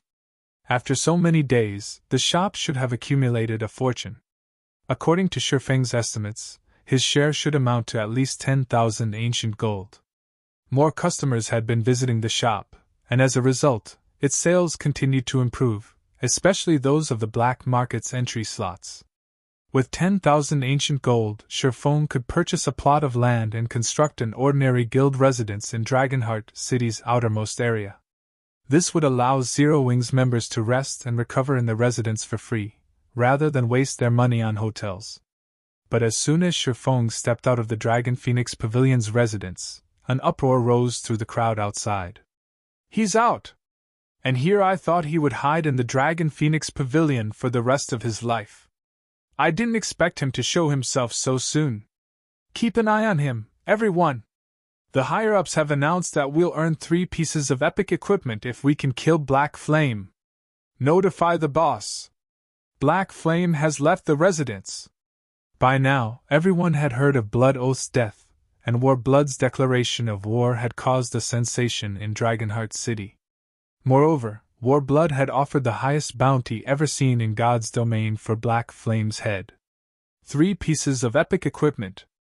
An ordinary player's strength would undergo a qualitative transformation if they acquired 3 pieces of epic equipment, let alone an expert's strength. Thus, every player in Dragonheart City was going mad over the news. Even if they had killed Sherfong before this, he wasn't guaranteed to drop his fragmented legendary item, but now, they were promised epic equipment if they killed the swordsman. Not a single player in the Sea of Death could ignore such temptation. Sherfong finally reached the Wanderer's shop after half an hour, utterly ignoring the crowd of experts and Warblood members that followed him. None of them would dare attack him in Dragonheart City. However, when he saw the Wanderer's shop, Sherfong had wondered if he had gone to the wrong place. The originally tattered Wanderer's shop looked completely different. Now, it was a 4-story tall building with an extravagantly decorated exterior. An endless stream of players entered and exited the building, and they were all level 85+ experts. The Wanderer's shop looked more like a guild hall than a shop. The shop's size upgraded automatically? Sherfong could not help his shock. Just how popular is the Wanderer's shop right now?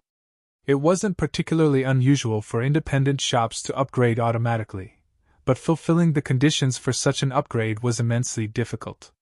Not only did the shop require enough popularity and traffic, but it also needed to reach a certain sales volume. Sherfong entered the shop, only to find that the first-floor hall had more than doubled in size. There were also more than 100 types of items available for sale, and they were all treasures that were rarely seen on the market. However, Sherfong didn't pay these details much mind. He immediately opened the shop's interface to learn how much ancient gold he had earned. Is this real? Sherfong couldn't believe his eyes when he saw the numbers. 27,615 ancient gold. Chapter 2287 Special Area. Chapter 2287 Special Area. Sherfong had earned a lot more ancient gold than he had expected from the Wanderer's shop. He still couldn't shake off the shock after staring at the numbers for a long time. It's no wonder why the powers that secured a Wanderer's shop in the past developed so rapidly. This shop is a gold mine. Realization dawned on Sherfong after seeing his share of the profits. Many first- and second-rate guilds had mingled in independent cities in Sherfeng's previous life, and despite not occupying high-resource maps, they had established themselves among the many superpowers, with some eventually becoming superpowers themselves. Meanwhile, a large part of the reason for these guilds' success was likely the Wanderer's shops they had owned. Sherfong had only spent a little over 20 days in the Tower of Four Gods, yet he had earned over 27,000 ancient gold through the Wanderer's shop. This meant that the shop generated more than 1,000 ancient gold per day. No shop in Dragonheart City earned as much income. Only the fortresses in the Gravity Mountain range could surpass the Wanderer's shop's profits. Moreover, the Wanderer's shop had earned so much income despite being a 2-star shop. Once he promoted it to 3-star status, the shop would sell items that would even tempt superpowers. Most importantly, the Wanderer's shop would undergo a qualitative transformation upon reaching 3-star status, periodically hosting a miniature black marketplace. The items available in this marketplace couldn't compare to those in the actual black market, but there were looser entry restrictions. Players could participate as long as they had the Wanderer's shop's customer membership. The Wanderer's shop's income would significantly increase. After withdrawing the 27,615 ancient gold, Sherfong made his way to the city hall. He had originally planned to construct a guild residence for Zero Wings members on Dragonheart Island, but since he had more ancient gold than he had expected, his plans had changed. Dragonheart City was split between its inner and outer areas, but there was also a special location within the city. It was the area closest to the World Tower. Not only did this special area provide more convenient access to the World Tower, but the mana density there was also incredible. Moreover, this secret area had a hidden secret: the World Power Tolerance value. As players roamed the World Tower's first underground floor, they might not notice a difference, sensing an ever-present malicious energy in the underground world. This malicious energy was world power, and it discriminated against and rejected all outsiders. Not only would this world power weaken players' physiques, but it would also interfere with their five senses, severely affecting their combat power. Of course, one could counter these negative effects by consuming the food and drink available in Dragonheart City, but doing so carried a high price. Even ordinary experts would blow through their savings if they relied on this method. However, after a long investigation, some players had discovered that one could reduce the world power's suppression by resting in an area near the World Tower. It wouldn't make them immune to the world power's effects, but it could reduce them by half. With this reduction, players could continue to explore the World Tower without relying on Dragonheart City's expensive consumables. Because of this, the shops around the World Tower had been incredibly popular in the past. The various superpowers had spared no expense to purchase these shops, modifying them into hotels. If players had been allowed to construct guild residences in the area, such buildings would have surrounded the World Tower in the past. Even so, the area around the World Tower had become something of a famous tourist spot during Sherfeng's previous life due to its many hotels. Unfortunately, first-rate guilds hadn't had a chance to build a hotel of their own. In fact, many superpowers had gone without, as well. There were only 34 plots of land around the World Tower, and these plot sizes were fixed. Guilds didn't have the option of expanding their hotels, regardless of their desire to do just that. Since none of Dragonheart City's various powers had figured this out yet, Sherfong couldn't miss this opportunity. When he had first visited Dragonheart City in search of a shop, he had only had 10,000 ancient gold on hand. It hadn't even been enough to purchase the shops in the city's outer area, much less those near the World Tower. Now that he had over 27,000 ancient gold, however, he should be able to afford a shop around the World Tower.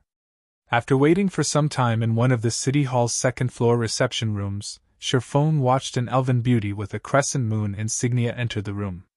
Unlike the City Hall's ordinary administrators, this female elf was the City Hall's senior administrator and responsible for selling the shops around the World Tower.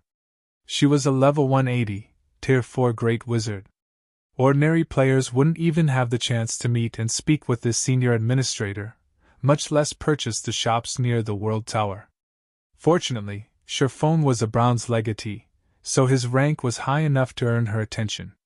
Lord Bronze Legatee, here is the information on the 34 shops around the World Tower. May I know which one you wish to purchase? Senior Administrator Irene Lauren asked. Sherfong fell speechless as he read down the list he had been given. Although he had known that these shops and lands would be very expensive, he hadn't expected them to cost this much. Even a barren plot of land cost 24,000 ancient gold, and it was a considerably small plot. A medium-sized plot of land cost 45,000 ancient gold, and of the lands that already had shops, the cheapest was a small-size, one-star restaurant, costing a total of 40,000 ancient gold. To purchase a medium-sized, two-star hotel, Sherfong would have to pay a whopping 128,000 ancient gold. Suddenly, Sherfong felt like a pauper in Dragonheart City, even with the Wanderer's shop. I want this small-sized land, Sherfong said, gritting his teeth as he chose the small-sized plot closest to the World Tower. These shops and lands were no less rare than the Wanderer's shop. Not only could one earn a fortune though one of these plots of land, but it would also help accelerate a guild's growth. Very well. That will be 26,500 ancient gold coins, Irene Lauren said, nodding. Shifeng struggled with the decision as he handed the money over, leaving him with little over 1,000 ancient gold. Irene Lauren, however, didn't care about Shifeng's struggles, and as soon as she received the payment, she handed Shifeng an ancient contract. Shifeng felt his chest tighten for a moment when he saw the information on the contract. Although the plot of land had nothing on it, he was required to pay 10,000 ancient gold in monthly maintenance fees. The monthly fees were even more exorbitant than the Wanderer's shops. Forget it. You can't make money without losing money. Besides, the various superpowers in the past were willing to pay over 1,000,000 ancient gold to purchase a plot near the World Tower. After giving the matter some thought, Shifeng felt that he had still gained a huge advantage. Next, I'll have to collect 4,000 ancient gold to construct an advanced hotel. Then I can open for business. After signing the contract and preparing to leave the city hall, Shifeng received a call request. He answered the call as soon as he saw it was from Gentle Snow. Guild leader, we've arrived in Dragonheart City. Gentle Snow reported. Chapter 2288 Zero Wings Team. Chapter 2288 Zero Wings Team. You guys sure are fast. Shifeng was a little surprised to see Gentle Snow's smile so soon. He had only notified Gentle Snow and the others to travel to Dragonheart City a few hours ago. He hadn't expected them to reach the city so quickly. The tidal vortex was located in the Sea of Death's core region. Even with a flying mount, it would take some time to return to Dragonheart City. Furthermore, there were 100 players in Zero Wing's main force. Gentle Snow would need several trips to fly everyone back to the city. It would have taken a few more hours to get everyone back to Dragonheart City, but the last level 95 mythic boss we killed dropped a twin-headed flying dragon. Cola won the bid for the mount, and it substantially reduced our travel time. Gentle Snow said excitedly. She had already enjoyed the benefits of having a flying mount, and now that another Zero Wing main force member had won, the team's overall strength and leveling speed had significantly increased. A twin-headed flying dragon? Aren't you guys a little too lucky? That thing only has a 1% drop rate. The news stunned Shifeng. The tidal vortex's mythic bosses did have a chance of dropping flying mounts. Grinding these bosses was one of the few ways players could obtain an extraordinary flying mount, but the 1% drop rate made it incredibly difficult. Shifeng had never thought that Gentle Snow and her team would acquire one on their first trip. We have to thank Blackie's luck to thank for it, Gentle Snow said, smiling. Guild leader, I've heard that the War Blood Adventurer team has declared war on Zero Wing. Should we prepare for an offensive? Dealing with the War Blood Adventurer team would have likely given her a huge headache before they had explored the tidal vortex, but now, Cola had the twin-headed flying dragon, bringing Zero Wing's total to 3 flying mounts. Flying mounts already had a massive advantage at sea, and if 3 flying mounts worked together, their team could take on any fleet. 3 flying mounts could carry up to 60 players, and with such a force, annihilating players on 3 bronze speedboats wouldn't be a problem.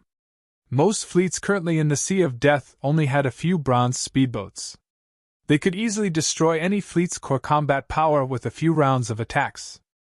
Zero Wing might not be able to establish itself in the Sea of Death, but they wouldn't give the War Blood Adventurer team an easy time, either. No. Our current priority is to capture the Gravity Mountain Range's northern fortress, Shifeng said, shaking his head. Make your way to the World Tower's entrance for now. I'll meet you there. Although they could rely on the flying mount's mobility to cause trouble for War Blood, doing so would slow their development speed. It wasn't a worthwhile trade. The struggle between powers required resources and experts. Securing the northern fortress was the best way to defeat War Blood. We're capturing a fortress? Shifeng's statement stunned Gentle Snow, but after a moment, a grin spread across her face. Everyone on the team, including her and Cola, were eager to show Shifeng how strong they had grown. All right, we'll head over immediately. Shifeng then disconnected the call and made his way to the World Tower. World Tower's underground first floor. Due to Phoenix Rain's summons, A large number of Dragon Phoenix Pavilion experts had gathered near the first underground floor's entrance. Visiting players were shocked to see so many experts. Why are so many of the Dragon Phoenix Pavilion's experts here? Amazing! Even the lowest level player among them is level 86. Our adventurer team has several thousand members, but fewer than 10 have reached such a high level, yet the Dragon Phoenix Pavilion has more than 7,000 of them. That's nothing. Look at their equipment. They're all wearing level 85 equipment. Moreover, even the lowest quality piece is secret silver rank. Some of them even have level 85 dark gold equipment. I thought I'd been doing quite well in my guild, but I only have a few pieces of level 85 secret silver equipment, while the rest is level 80 equipment. I wonder why the Dragon Phoenix Pavilion has gathered so many experts? Are they planning to complete a quest, maybe? The various players nearby couldn't help but wonder why so many of the pavilion's experts had gathered. They rarely saw so many in one place. Big Sis Rain, 9,000 people have arrived thus far.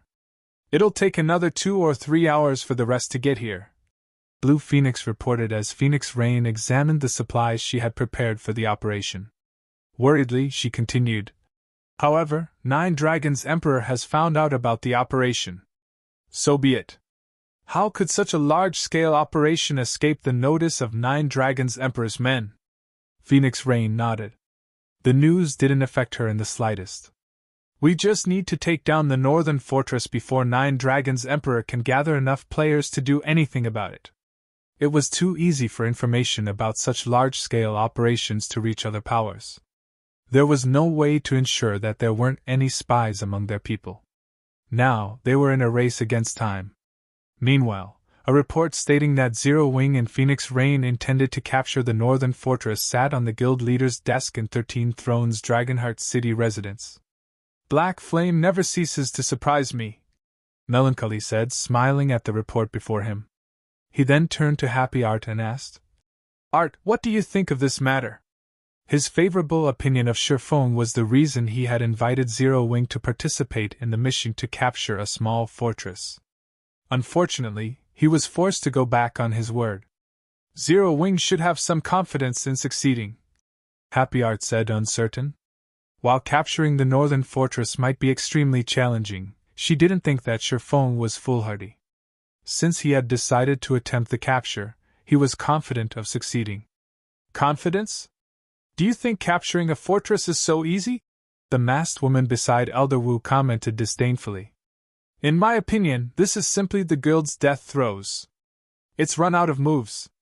After all, Black Flame so foolishly provoked war blood. 13 Thrones had gone all out, even cooperating with Starlink, to secure a small fortress. What, exactly, did Zero Wing have to rely on to capture the northern fortress? A medium fortress? Little Melancholy, are you planning to help this Zero Wing?" Elder Wu, who sat quietly in a corner, asked. "I had considered it. Zero Wing has a lot of potential. It could become a formidable ally in the future," Melancholy answered truthfully. He had no reason to hide his thoughts. More major corporations continued to invest in God's domain, and as a result, the competition between the game's powers grew more intense. Even a super guild like 13 Thrones would have to consider alliances if it wished to continue its smooth development in God's domain. Meanwhile, Zero Wing's development speed had been quite impressive. It was an optimal candidate as an ally. Moreover, if 13 Thrones lent aid during Zero Wing's time of need, the guild would have a more friendly view of 13 Thrones. "I understand what you're thinking. That kid certainly knows how to get things done, but you need to understand that war blood isn't the only power Zero Wing has provoked. Starlink is hell-bent to see the guild destroyed.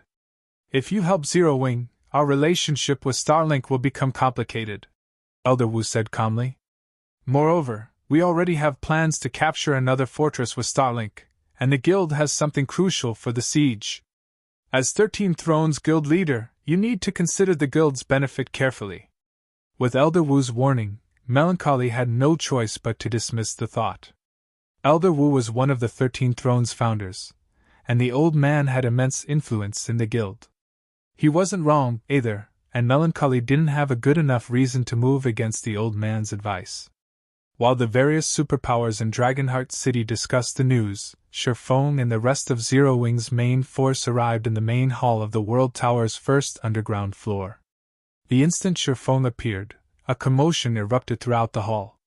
Is Black Flame stupid? He actually dares to visit the Gravity Mountain range. Doesn't he know how many experts want his head? He's probably betting on the fact that no one will mess with him with so many of the Dragon Phoenix Pavilion's members here. I guess you're right, but the moment he wanders off from the Pavilion's group, he's dead.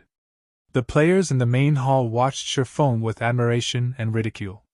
They all wondered what the swordsman would do next. Once he left the main hall, he wouldn't have a safe zone to protect him. Many people would likely try to take his life to claim more blood's bounty, and not even the Dragon Phoenix Pavilion could guarantee his safety. Guild leader Black Flame, over 23,000 of the 30,000 players you've requested have arrived. The rest should be here in another hour or so. How are the preparations on your side coming along? Phoenix Rain asked as Sherfong entered the main hall. Based on the information I've received, several thousand players are camped outside the main hall, all aiming for your life.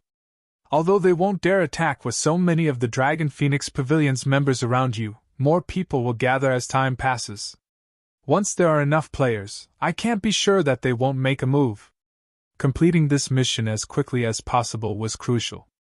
The various major powers experts were targeting Sherfong, and if the battle dragged on for too long, there was a high likelihood that other powers would try to interfere, and the operation would fail.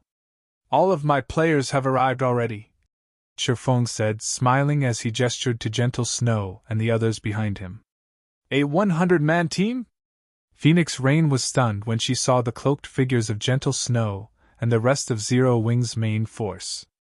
Although she had known that Zero Wing couldn't dispatch a lot of players for this operation, she hadn't expected Sherfong to only bring a 100-man team to capture the northern fortress. This had to be a joke. While Phoenix Rain was silent, Aqua Rose spoke up. These people dare to target you, guild leader. If we don't teach them a lesson, they'll likely think that Zero Wing is just a pushover. Aqua Rose coldly stated as she glanced at the players outside the main hall. That's right. We might as well take care of these fools since we're still waiting on some of the others. It'll save us some trouble. Cola insisted. All right, let's take care of them first then. Sherfong agreed, nodding after giving the matter some thought. He did not want to deal with unceasing stalkers either. They'd constantly pose a problem. You guys shouldn't mess around. Those aren't ordinary players. There are quite a few Refinement Realm experts among the group, including some experts from Dragonheart Island's top adventurer teams. Phoenix Rain interjected. Phoenix thought that Aqua Rose and her companions were insane. Naturally, Sherfong was even more mad to agree to the suggestion. Although Phoenix Rain was aware that Aqua Rose and the others were incredibly powerful, even her forces would have a hard time taking down these experts. Even if her forces won the battle, they'd suffer grievously for it. Furthermore, there were only 100 of these experts. As Phoenix Rain was about to continue, Aqua Rose and the other removed their black cloaks, revealing every one of them had reached level 95 and 96. Chapter 2289 Zero Wing's Blade. Chapter 2289 Zero Wing's Blade. The instant Aqua Rose and the others removed their black cloaks, the players in the hall, who had been busy talking about Sherfong, gasped in shock. They stared at Zero Wing's players as if they were horrifying monsters. Level 95? How is that possible? How are they so high-leveled? Haven't the superpowers peak experts just reached level 87? Are they monsters in disguise? Everyone was confused over Aqua Rose and her companions' levels. The fact that Sherfong had already reached level 100 was shocking enough. They all knew how difficult it was to level up from such a high level. The fact that Sherfong had reached level 100 wasn't entirely unbelievable. God's domain had many special opportunities to offer, and it wasn't strange for these opportunities to grant players tremendous amounts of EXP. Now, however, Zero Wing revealed that it had 100 players at level 95 and 96. How were they so powerful? After a brief moment of shock, a terrifying pressure washed over them. Even Phoenix Rain, who stood near Aqua Rose, shuddered, not to mention the ordinary experts in the room. After this display, Phoenix Rain gave up trying to dissuade Aqua Rose and her companions from attacking the group of hostile players. She could only smile bitterly about the situation. Just how many secrets does Zero Wing possess? This thought echoed in Phoenix Rain's mind for a long time. She couldn't understand how Shifeng had helped Aqua Rose and the rest of his main force level up so quickly. Of course, she also understood why Shifeng had so fearlessly provoked the War Blood Adventurer team in the Dragon Phoenix Pavilion's residence. Although Shifeng had previously revealed his level, there was a limit to how much an individual could accomplish, especially when exploring new maps. Shifeng could only secure so many resources by himself, and he could clear team dungeons alone, which were one of the largest resource sources for a guild. However, he wouldn't have that problem with a 100-man team that was almost as high-leveled as he was. After Aqua Rose and the other exposed their levels, many of the players in the hall that had considered targeting Shifeng abandoned the idea. Teams with fewer than 50 members, in particular, immediately abandoned their plans to move against Shifeng. If Shifeng were the only powerhouse they had to worry about, they could rely on special tools to restrain him, preventing him from exhibiting his full strength. But since such a group of high-leveled experts guarded him, what was the point in restraining Shifeng? They couldn't even get close to the swordsman, much less attack him. I hadn't thought that Zero Wing had hidden so much of its strength. Targeting Black Flame will no longer be possible. With so many high-leveled expert guards, even assassination experts will be powerless against him. That's right. I doubt War Blood expected Zero Wing to have a card like this. The adventurer team's plan to send everyone in the city after him is likely moot. That might not necessarily be the case. Small teams like ours might not have a chance, but those large adventurer teams could succeed. Zero Wing's members might be very high-leveled, but a team can bridge that gap by outnumbering them. With enough experts, the various adventurer teams might be able to suppress Zero Wing's members long enough to kill Black Flame. I guess you're right. Ordinary experts won't have high enough basic attributes to make a difference, but peak experts could do it if they rely on external items. Besides, even if they have high levels, it means nothing if their weapons and equipment can't keep up. I heard that the Heavenly Beast Adventurer team has dispatched all of its experts to kill Black Flame and steal his fragmented legendary item. Heavenly Beast is quite famous among the Dark Forces. I don't think it's a match for Dragonheart Island's top 10 adventurer teams in an open battle, but its ability to kill individual players is likely even stronger than those adventurer teams. Heavenly Beast is powerful, but Black Flame is no fool. As long as he sticks with the Dragon Phoenix Pavilion's army, Heavenly Beast's members won't get near him. At this point, only the various major powers have any hope of taking out Black Flame. Many of the independent players in the hall sighed and turned to leave after seeing Zero Wing's high-level team. With such powerful players around him, a small team didn't have a chance of taking Shifeng down. The various major powers experts, on the other hand, chose to stay and continue stalking after him. Unlike independent players, major powers would have no problems sending several thousand experts after the swordsman. A level 95,100-man team? Black Flame sure has a lot of trump cards. So, this is why Black Flame's so confident. Remember to keep a close eye on Black Flame. Report back as soon as you see him leave the Dragon Phoenix Pavilion's protection. I refuse to believe that the pavilion is willing to protect him forever. It took no time for every major power on Dragonheart Island to hear about the levels of Zero Wing's main force members, but although they were shocked by the news, they had no intention of giving up on the bounty. A fragmented legendary item was simply too tempting, not to mention the 3 pieces of epic equipment and Warblood's favor. However, they had decided to avoid taking direct action against Shifeng for now. He was, after all, protected by the Dragon Phoenix Pavilion's army. When the major powers experts received the commands from their upper echelons, they prepared to follow Shifeng further into the World Tower. However, they were shocked by what they saw as they passed through the main hall's exit. Corpses littered the ground outside the main hall, every one of them a slain expert. Many experts from Dragonheart Island's well-known and top adventurer teams lay among them. These players had all planned to ambush Shifeng as soon as he left the main hall. What shocked the newcomers more, though, was Aqua Rose's team, which was busy fighting several thousand players. A 10-level difference wasn't insurmountable, yet Zero Wing's 100-man team slaughtered the several thousand players before them as if they were slicing vegetables. Despite facing dozens of experts' frenzied attacks, Kola, who led Zero Wing's team in the battle, didn't even try to dodge. He took every hit with his shield, and none of the attacks from the enemy Tier 2 experts dealt more than -500 damage. To Kola, who had a total of 520,000 HP after reaching level 95, the damage was practically negligible. A single healing spell was more than enough to restore his lost HP. Meanwhile, Aqua Rose, Zhao Yueru, Alluring Summer, and Violet Cloud acted as mobile turrets. Every spell they cast claimed at least a dozen experts' lives. Sometimes, their spells even blew apart several dozen experts at once.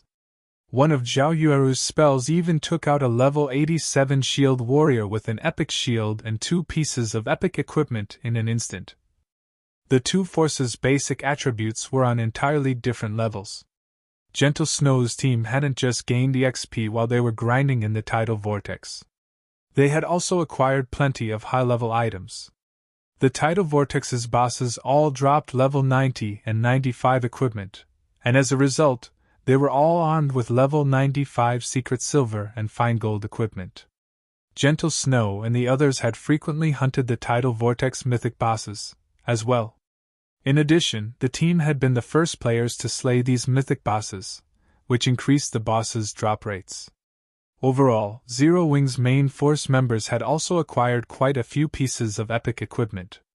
Even the weakest piece, Gentle Snow, and her companions wore was level 95 fine gold equipment. Their combat power was on an entirely different level compared to the level 85+ experts they fought. Moreover, Gentle Snow and the others had improved their combat standards. Most of the players attacking them hadn't even reached the refinement realm yet. To Zero Wing's main force, these players were easier to defeat than the level 95 sea monsters in the tidal vortex. Over 95% of the 4,000+ experts that had planned to ambush Shifeng outside the main hall were dead in less than 15 minutes, while the rest tried to escape with special tools. The valley's ground was dyed red with blood, and weapons and equipment littered the ground. In contrast, Zero Wing's team hadn't lost a single player. They had only lost a little stamina and concentration. Chapter 2290 Fame spreads across Dragonheart. Chapter 2290 Fame spreads across Dragonheart. The various major powers experts, who had intended to follow Shifeng, came to a halt when they saw the remains of the army that had tried to ambush the swordsman. As if the main hall's exit were the entrance to hell, none of them dared to cross the threshold. They killed so many players so easily? Are they even human? This won't do. I need to report this to the boss immediately. They had assumed that Zero Wing wouldn't dare retaliate since they had such a massive numerical advantage. Hence, they had boldly followed after Shifeng, but seeing the thousands of corpses on the ground, none of the various major powers experts dared to leave the main hall. If Zero Wing's members could kill several thousand experts so effortlessly, then they, with only several hundred players, would only meet their doom by leaving. They needed to reevaluate their plans. As long as Shifeng had Zero Wing's main force by his side, several thousand players wouldn't be enough to take him down. They would need, at least, an army of 10,000 players, perhaps even several tens of thousands, to take him down. Otherwise, they'd merely be giving their equipment to Zero Wing. However, Phoenix Rain was even more shocked by the results than the major powers experts. They've already obtained level 95 equipment? Phoenix Rain was no ordinary expert. Not only was she the Dragon Phoenix Pavilion's Phoenix Pavilion Master, but she was also very nearly a domain realm expert. She could discern a lot of information that ordinary experts could not. Although Aqua Rose and the others had considerably high combat standards, their incredibly high basic attributes were a larger part of the reason for their overwhelming victory. The experts that had tried to ambush Shifeng weren't weaklings. Many of them were even experts from Dragonheart Island's various well-known and top adventurer teams. Their equipment standards were quite high, with even the weakest piece they wore at level 85 fine gold rank. If Aqua Rose and the others had worn level 90 dark gold equipment, they wouldn't have achieved such a one-sided victory. The only explanation was that Aqua Rose and her team wore level 95 fine gold equipment, or better. Upgrading one's weapons and equipment was far harder than leveling up. A team could only raid team dungeons, obtaining weapons and equipment that corresponded to their levels, after reaching a high enough level, and although it was possible to grind for higher level weapons and equipment, the cost was so immense that it wasn't worth the effort. Most of the time, players' weapons and equipment couldn't keep up with their levels. In some cases, players would wear items that were of a far lower level. However, not only had Aqua Rose and her companions reached level 95 or higher, but their weapons and equipment were also level 95 fine gold rank, or better. Their equipment standard was at least 2 realms higher than the various major powers experts. Meanwhile, news of the slaughter soon spread throughout Dragonheart Island. Zero Wing is amazing! Not even the various major powers will dare target Black Flame now. I know, right? I've heard that many adventurer teams have already given up the hunt. Warblood will likely have to act on its own to deal with Black Flame and Zero Wing. The various major powers had been shocked to learn that Zero Wing's main force members had reached level 95 and 96. But after hearing about the slaughter of several thousand experts in the Gravity Mountain range, that shock transformed into fear. Many of them had given up on Shifeng's fragmented legendary item after witnessing the incident. After this display, Zero Wing had proven that it could no longer be taken out by a few major powers working together. Even some of Dragonheart Island's ordinary superpowers grew wary of Zero Wing. Meanwhile, in one of the lounges of 13 Thrones Guild residents, Elder Wu, according to our estimates, Zero Wing's main force members should be wearing level 95 fine gold equipment. The masked, middle-aged man beside Elder Wu reported after examining the data a subordinate had sent him. Not even 13 Thrones could fully gear a 100-man team in such high-quality equipment. So is this why that kid is so confident? Elder Wu muttered as he shut his eyes. Zero Wing is indeed impressive if it has such solid foundations. Unfortunately, Starlink's foundations are much sturdier. Notify our teams that we'll be raiding another fortress with Starlink soon. Have them prepare. Understood. I'll get it done immediately, the masked, middle-aged man said, nodding. He then left the lounge. As Melancholy had said, Zero Wing was an excellent choice for an ally, but in God's domain, nothing was more important than resources. Securing a fortress in the Gravity Mountain range offered far more benefits than having a level 95,100-man team. While the various major powers discussed Zero Wing, Shifeng and his army had arrived at the Gravity Mountain range's northern fortress. As the most important fortress in the Gravity Mountain range's northern region, not only was the northern fortress situated at the top of a mountain range, which made it easy to defend, but it also had far more powerful defenses than a small fortress. Over 30 defense turrets and heavy ballistas had been lined up along the fortress's walls, and plenty of level 90-plus Lord-ranked undead soldiers stood guard beside the war weapons. Not only were these undead soldiers Lord-ranked monsters, but they also had weapons and armor that had been enchanted with magic runes. These undead soldiers' defense and destructive power could even rival that of great lords of the same level. Guild leader Black Flame, for defensive magic towers have formed a magic barrier around the northern fortress. Do you have any ideas on how to take it down? Phoenix Rain asked with a grim expression as she read the scout's report. She had known that the northern fortress would be difficult to capture, but after seeing the details on the fortress's defenses, she finally understood how difficult it would be. Ignoring the number of undead monsters inside the fortress, her forces were incapable of overcoming the magic barrier around it. 4 defensive magic towers created that barrier, and not only did these towers have a massive reserve of mana, but they could also reform the magic barrier in a short time after it had been destroyed. Unless they could destroy the 4 defensive magic towers quickly after destroying the magic barrier, the fortress would gain another barrier. If they relied on Tier 4 magic scrolls and war weapons, they could destroy the northern fortress's magic barrier, but it would cost an astronomical number of resources to destroy the barrier once.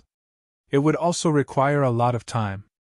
By doing so, they'd risk losing their war weapons under the bombardment from the fortress's defense turrets and heavy ballistas.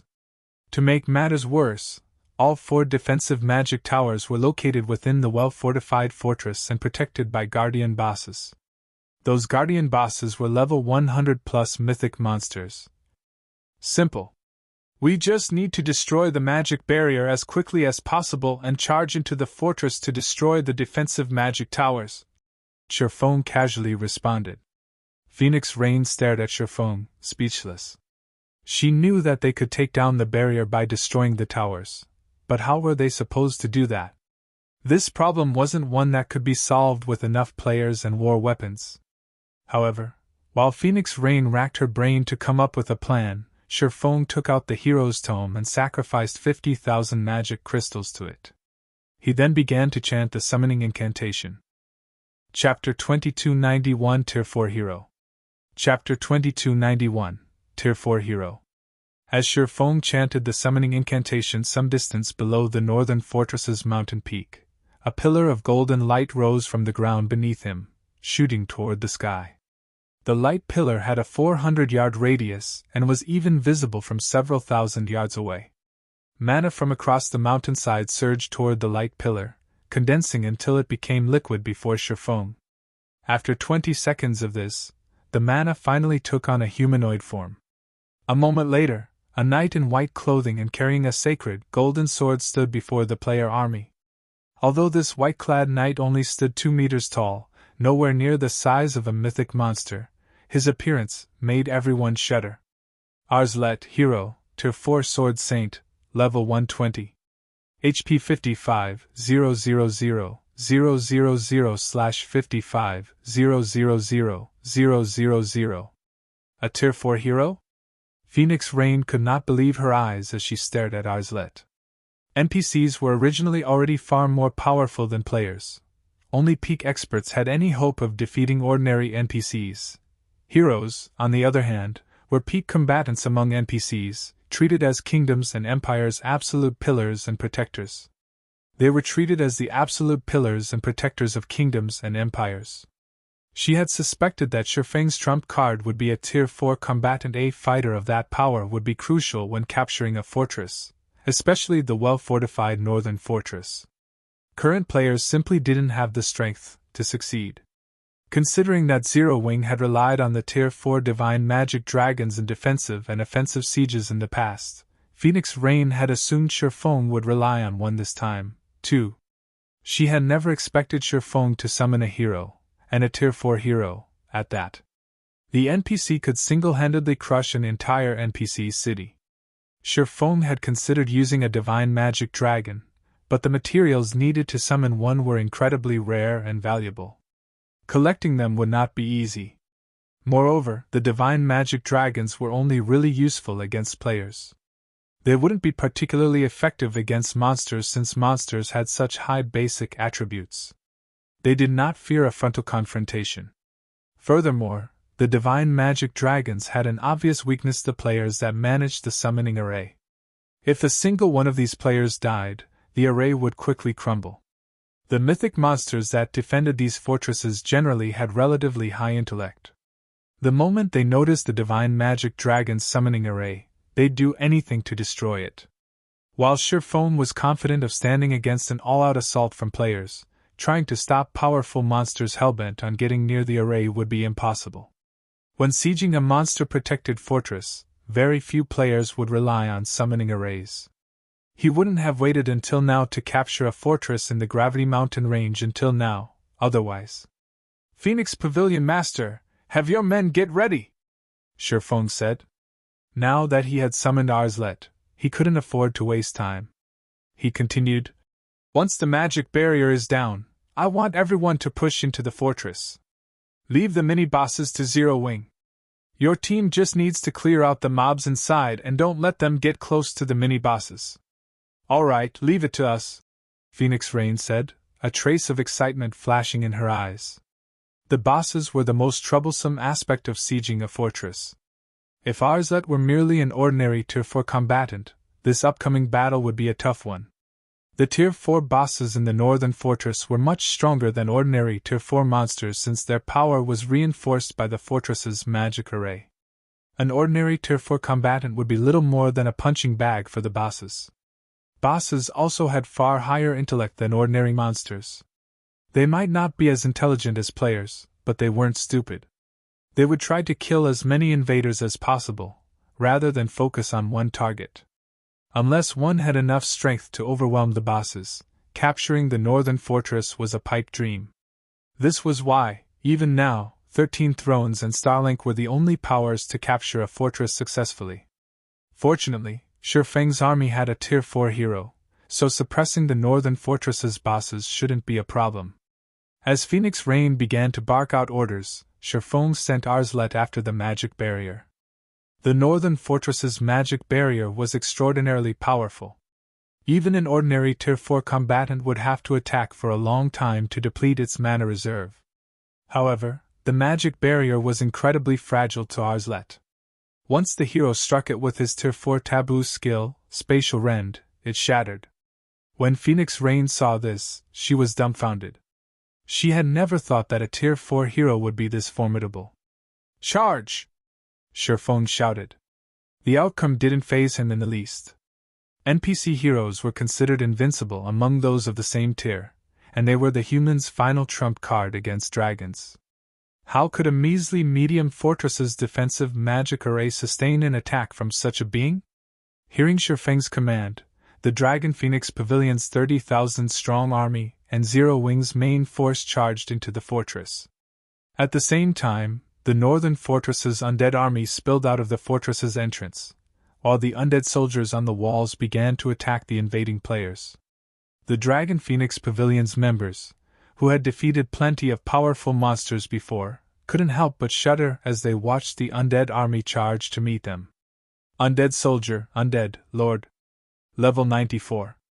HP 22,000,000/22,000,000 Undead Captain, Undead, Great Lord, Level 96. HP 63,000,000/63,000,000 Undead Warrior, Undead, Grand Lord, Level 101. HP 260,000,000/260,000,000 Undead General, Undead, Mythic, Level 102.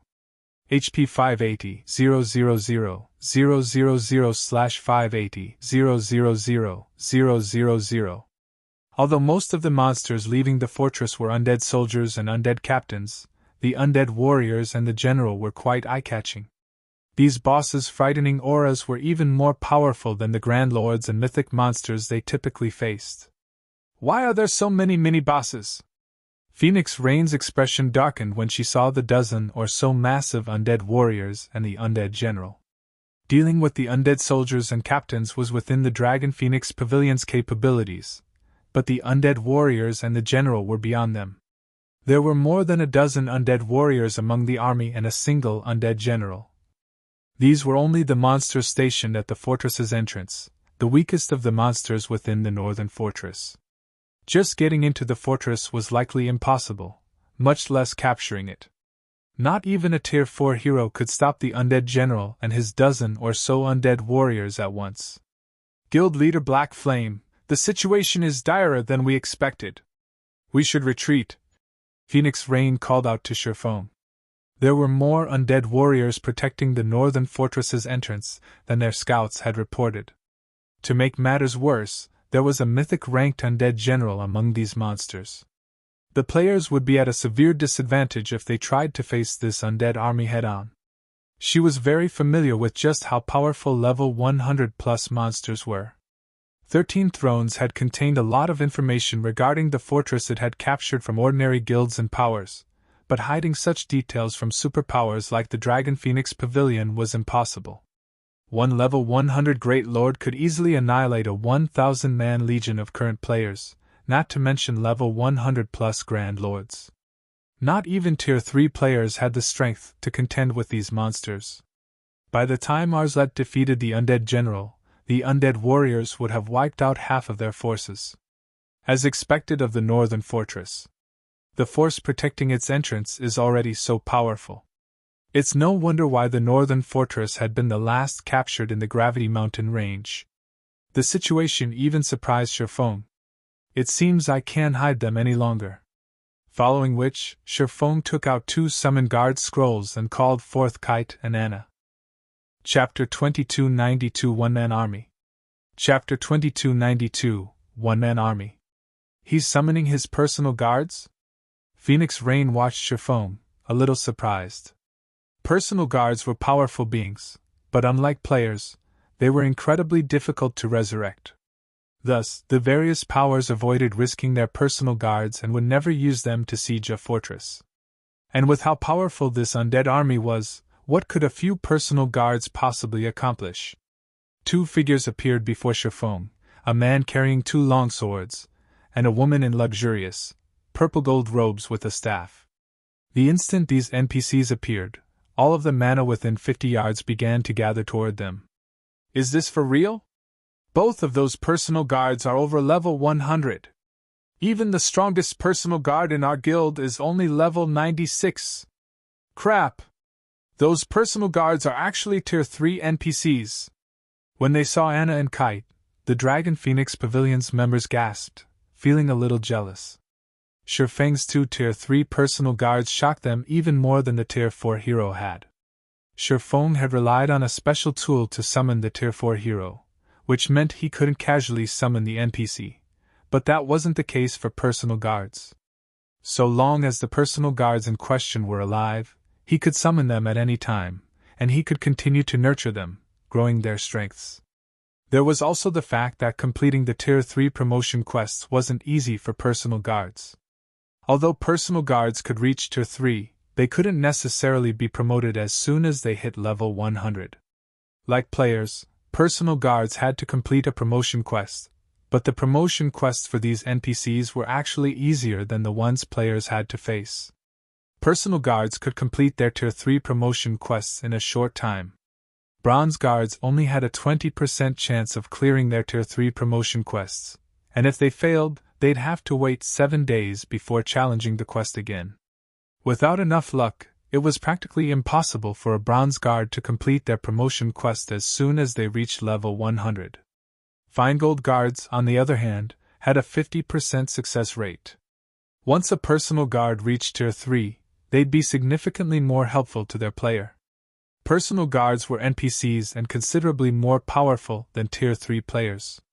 With a Tier 3 personal guard, a player would have an easier time grinding, questing, and raiding field bosses. This was why the various powers desperately nurtured their personal guards while protecting them from harm as much as possible. Now that they had seen Shifeng's 2 Tier 3 personal guards, these players couldn't even imagine how fast Shifeng would develop in the future. Phoenix Rain couldn't help but feel a little envious. With 2 Tier 3 personal guards, Shifeng could explore level 100 neutral maps immediately, and start preparing for his Tier 3 promotion quest. However, the 2 Tier 3 personal guards did nothing to alter their current predicament. There were still over a dozen Grand Lord-ranked undead warriors to contend with. While the rest of the pavilion's members worried about the same issue, Shifeng commanded Anna and Kite to distract the undead warriors. The level 102 Anna and level 101 Kite then charged at the 15 approaching Grand Lords. Black Flame has gone insane, Big Sis Rain! Blue Phoenix watched the scene with wide, shocked eyes. Sending 2 Tier 3 personal guards against 15 undead warriors was suicidal. Tier 3 personal guards were exceedingly valuable. If they died in battle, resurrecting them would cost tens of thousands of gold. Blue, get ready to use our Tier 3 summoning scrolls and magic arrays. Phoenix Rain hadn't thought that Shifeng would be so maddeningly bold, either. She had no choice but to rely on the Tier 3 summoning scrolls and magic arrays she had prepared. Great Lord rank summoned creatures wouldn't be a match for the undead warriors, but with their high HP, they should last for some time. If they included the magic array's suppression, the summoned creatures could survive even longer. However, as Phoenix Rain finished her command, Anna, who had reached the undead army, began to chant an incantation, swinging her staff gracefully. Under her command, 18 magic arrays appeared around Anna. Level 102 Great Lord ranked rock guardians emerged from each array, stupefying Phoenix Rain and Blue Phoenix. They had prepared 16 Tier 3 summoning scrolls for this siege, and that was Phoenix Rain's limit. She wasn't the great pavilion master, so she only had access to a fraction of the guild's resources. Even so, this fraction was far more than what any ordinary first-rate guild possessed. And yet, not even the 16 Tier 3 summoning scrolls were a match for one of Anna's summoning spells. Anna began to chant another incantation before Phoenix Rain and Blue Phoenix had time to snap out of their daze. Golden runes began to appear on the rock guardians' bodies, increasing their basic attributes and defense significantly. The Dragon Phoenix Pavilion's members were utterly flabbergasted. Summoning 18 Great Lords was already ridiculous, yet Anna could strengthen every one of her Great Lords. Her very existence was beyond absurd. However, Anna hadn't finished her spell casting. She then began to cast her third spell. This time, her chant lasted for 5 seconds. When she completed her spell, a magic array with a 40-yard radius appeared above the two armies. After a short moment, a golden-armored warrior with a shield and longsword fell from the array. Holy Knight, Elemental Creature, Grand Lord, Level 102. HP 320, 000/320, 000. Crap! Is she really just a Tier 3 personal guard? Many players nearly cursed when they saw the Holy Knight. Anna was practically a one-man army. Only Sherfong maintained his composure. After all, he knew just how powerful Anna was. Anna was an epic guard with a 113 growth potential. He hadn't even heard of a personal guard with such high growth potential in his previous life. Moreover, magical classes were more suited to large-scale combat. Anna would perform even better than a Tier 4 melee class hero in a group battle. In truth, Anna's performance had exceeded Sherfeng's expectations. Anna had only used her summoner class spells thus far. She hadn't even begun to use her Yin-Yang Saint class spells. With Anna at their side, the players regained their advantage on the battlefield. Of the 18 rock guardians Anna had summoned, 15 rushed forth to distract the undead warriors. The remaining rock guardians worked with the Holy Knight and Zero Wing's main force to target each undead warrior, one by one. Meanwhile, Kite worked with Arslet against the undead general. Although he wasn't as proficient in large-scale combat as Anna, his one-on-one combat power was superior to Anna's. With Arslet suppressing the mythic monster, Kite could attack unobstructed. All 15 undead warriors were dead in less than half an hour, and facing both Kite and Arslet, the undead general had fallen, too, leaving behind a pile of loot by its now-still corpse. Chapter 2293 Capturing the Northern Fortress. Chapter 2293 Capturing the Northern Fortress. The Dragon Phoenix Pavilion members gaped in shock when they saw the undead general and 15 undead warriors die. We won, just like that? Even Phoenix Rain felt as if she were dreaming. She had read the report on 13 Thrones' attempt to capture the small fortress. Both 13 Thrones and Starlink had suffered over 10,000 casualties just to get through the fortress's entrance. Moreover, they had only faced level 100+ Grand Lords, not a level 100+ mythic monster, during that battle. And yet, the Dragon Phoenix Pavilion had only lost a few hundred players, and Zero Wing's forces had already slain the undead warriors and undead general that served as the Northern Fortress's gatekeepers. All it had taken was one Tier 4 hero and 2 personal guards. Moreover, the hero wasn't as responsible for their success as the personal guard, Anna. No one would believe her if she told this tale. The undead general and undead warriors had also dropped better loot than any of them had expected. Not only had they dropped a lot of level 100 secret silver equipment, but several pieces of level 100 fine gold equipment had also dropped. The sight of their harvest even excited Phoenix Rain. The equipment's attributes were awe-inspiring. It was no exaggeration to say that a player in full level 100 secret silver equipment could easily defeat a player in level 90 dark gold set equipment. Furthermore, the loot included the mountain copper set, a level 100 secret silver set equipment. "Everyone, get into the fortress! Ignore the mobs!" Shifeng hurriedly commanded once the mini-bosses had died. "We need to destroy the defensive magic towers before they repair the magic barrier." As long as the northern fortress's 4 defensive magic towers remained, they would automatically reconstruct the defensive magic barrier around the fortress. If they wanted this operation to succeed, they had to be extremely fast. Although destroying each defensive magic tower would significantly increase the time needed to reconstruct the array, the towers weren't easy to take down. As soon as players entered the fortress, they'd encounter an endless stream of monsters trying to stop them, and it wouldn't be long before the fortress's guardian boss joined the battle. With how large and spacious the northern fortress was, it was easy to imagine how difficult it would be to destroy the towers while keeping the guardian boss and mobs at bay. With Shifeng's command, the players swarmed toward the fortress's entrance, with everyone following the Tier 4 hero as Arslet opened a path. Beyond the walls, the northern fortress was organized like a town. As soon as they entered, the players were greeted by the sight of tattered houses. Undead filled the streets, and the defensive magic towers stood in the fortress's 4 corners, looking inconspicuous. Once the players crossed the entrance's threshold, they gasped. Numerous Grand Lord-ranked undead warriors roamed the streets, and when they saw the invaders, 2 mythic-ranked undead warlords emerged from the undead army's ranks. A 6-meter-tall undead followed behind the 2 undead warlords, wearing black armor and a crown on its head. When the Dragon Phoenix Pavilion's experts sensed the crowned undead's horrific pressure and death energy, they couldn't help but shudder. Some of them even struggled to move. Undead Warlord, Undead Mythic. Level 102. HP 630, 000, 000/630, 000, Undead King, Undead Creature, Ancient Fiend, Mythic. Level 103. HP 1, 420, 000, 000/1, 420, 000, 000. Why does it have to be an ancient fiend? Even Shifeng was shocked when he saw the Undead King's statistics.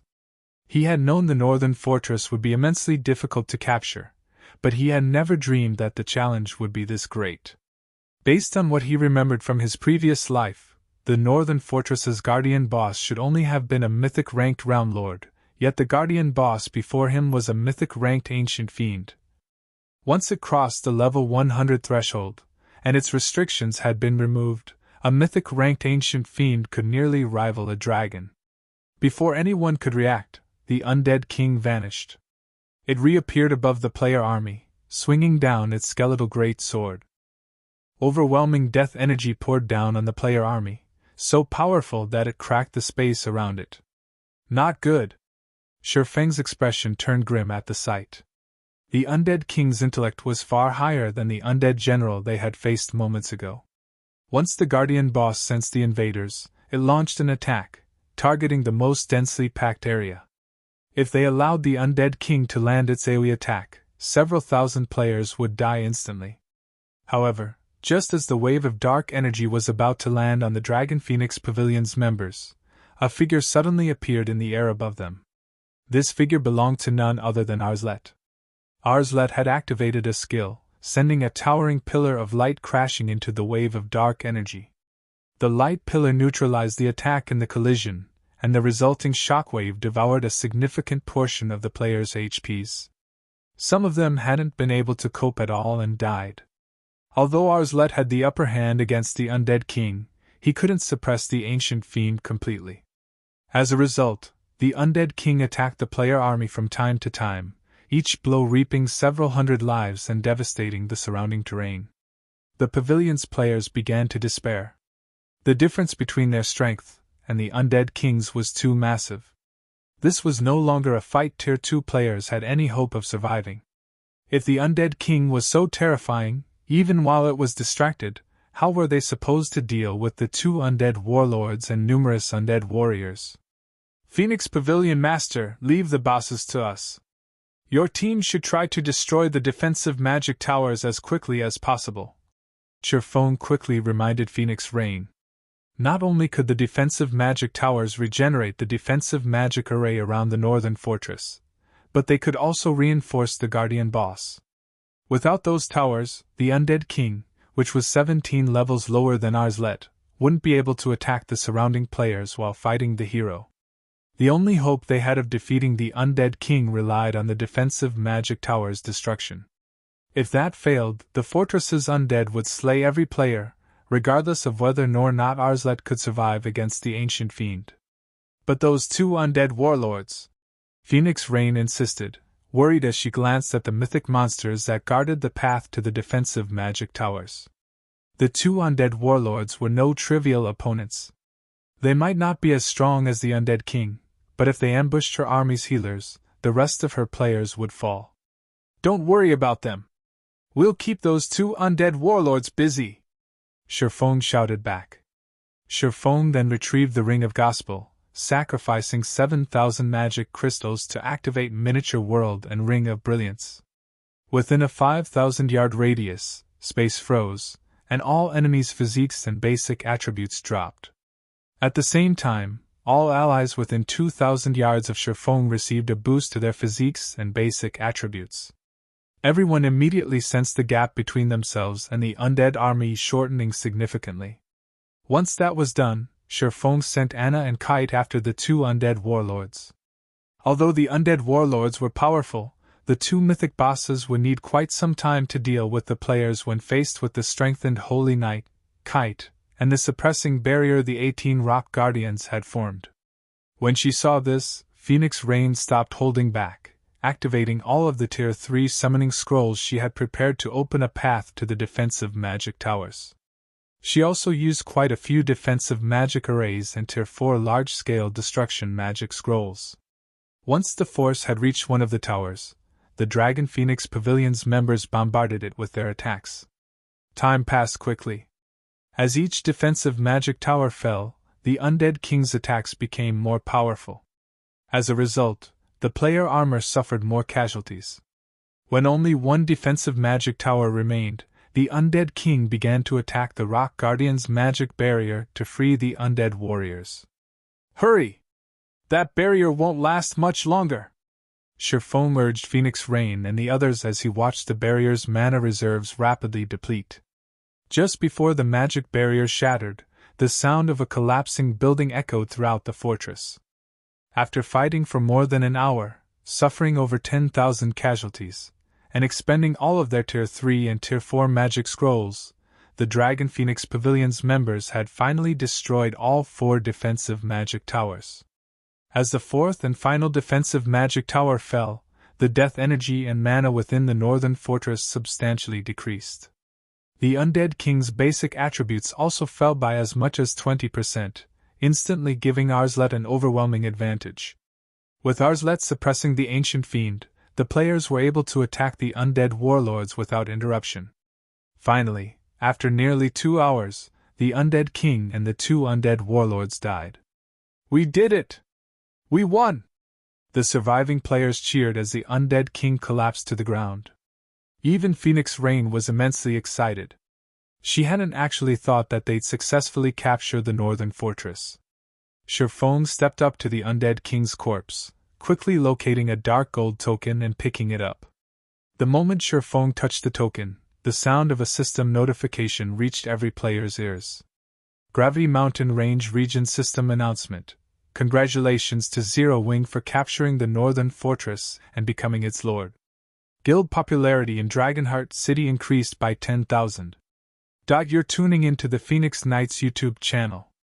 Don't forget to subscribe and join us on this journey to catch the most captivating stories.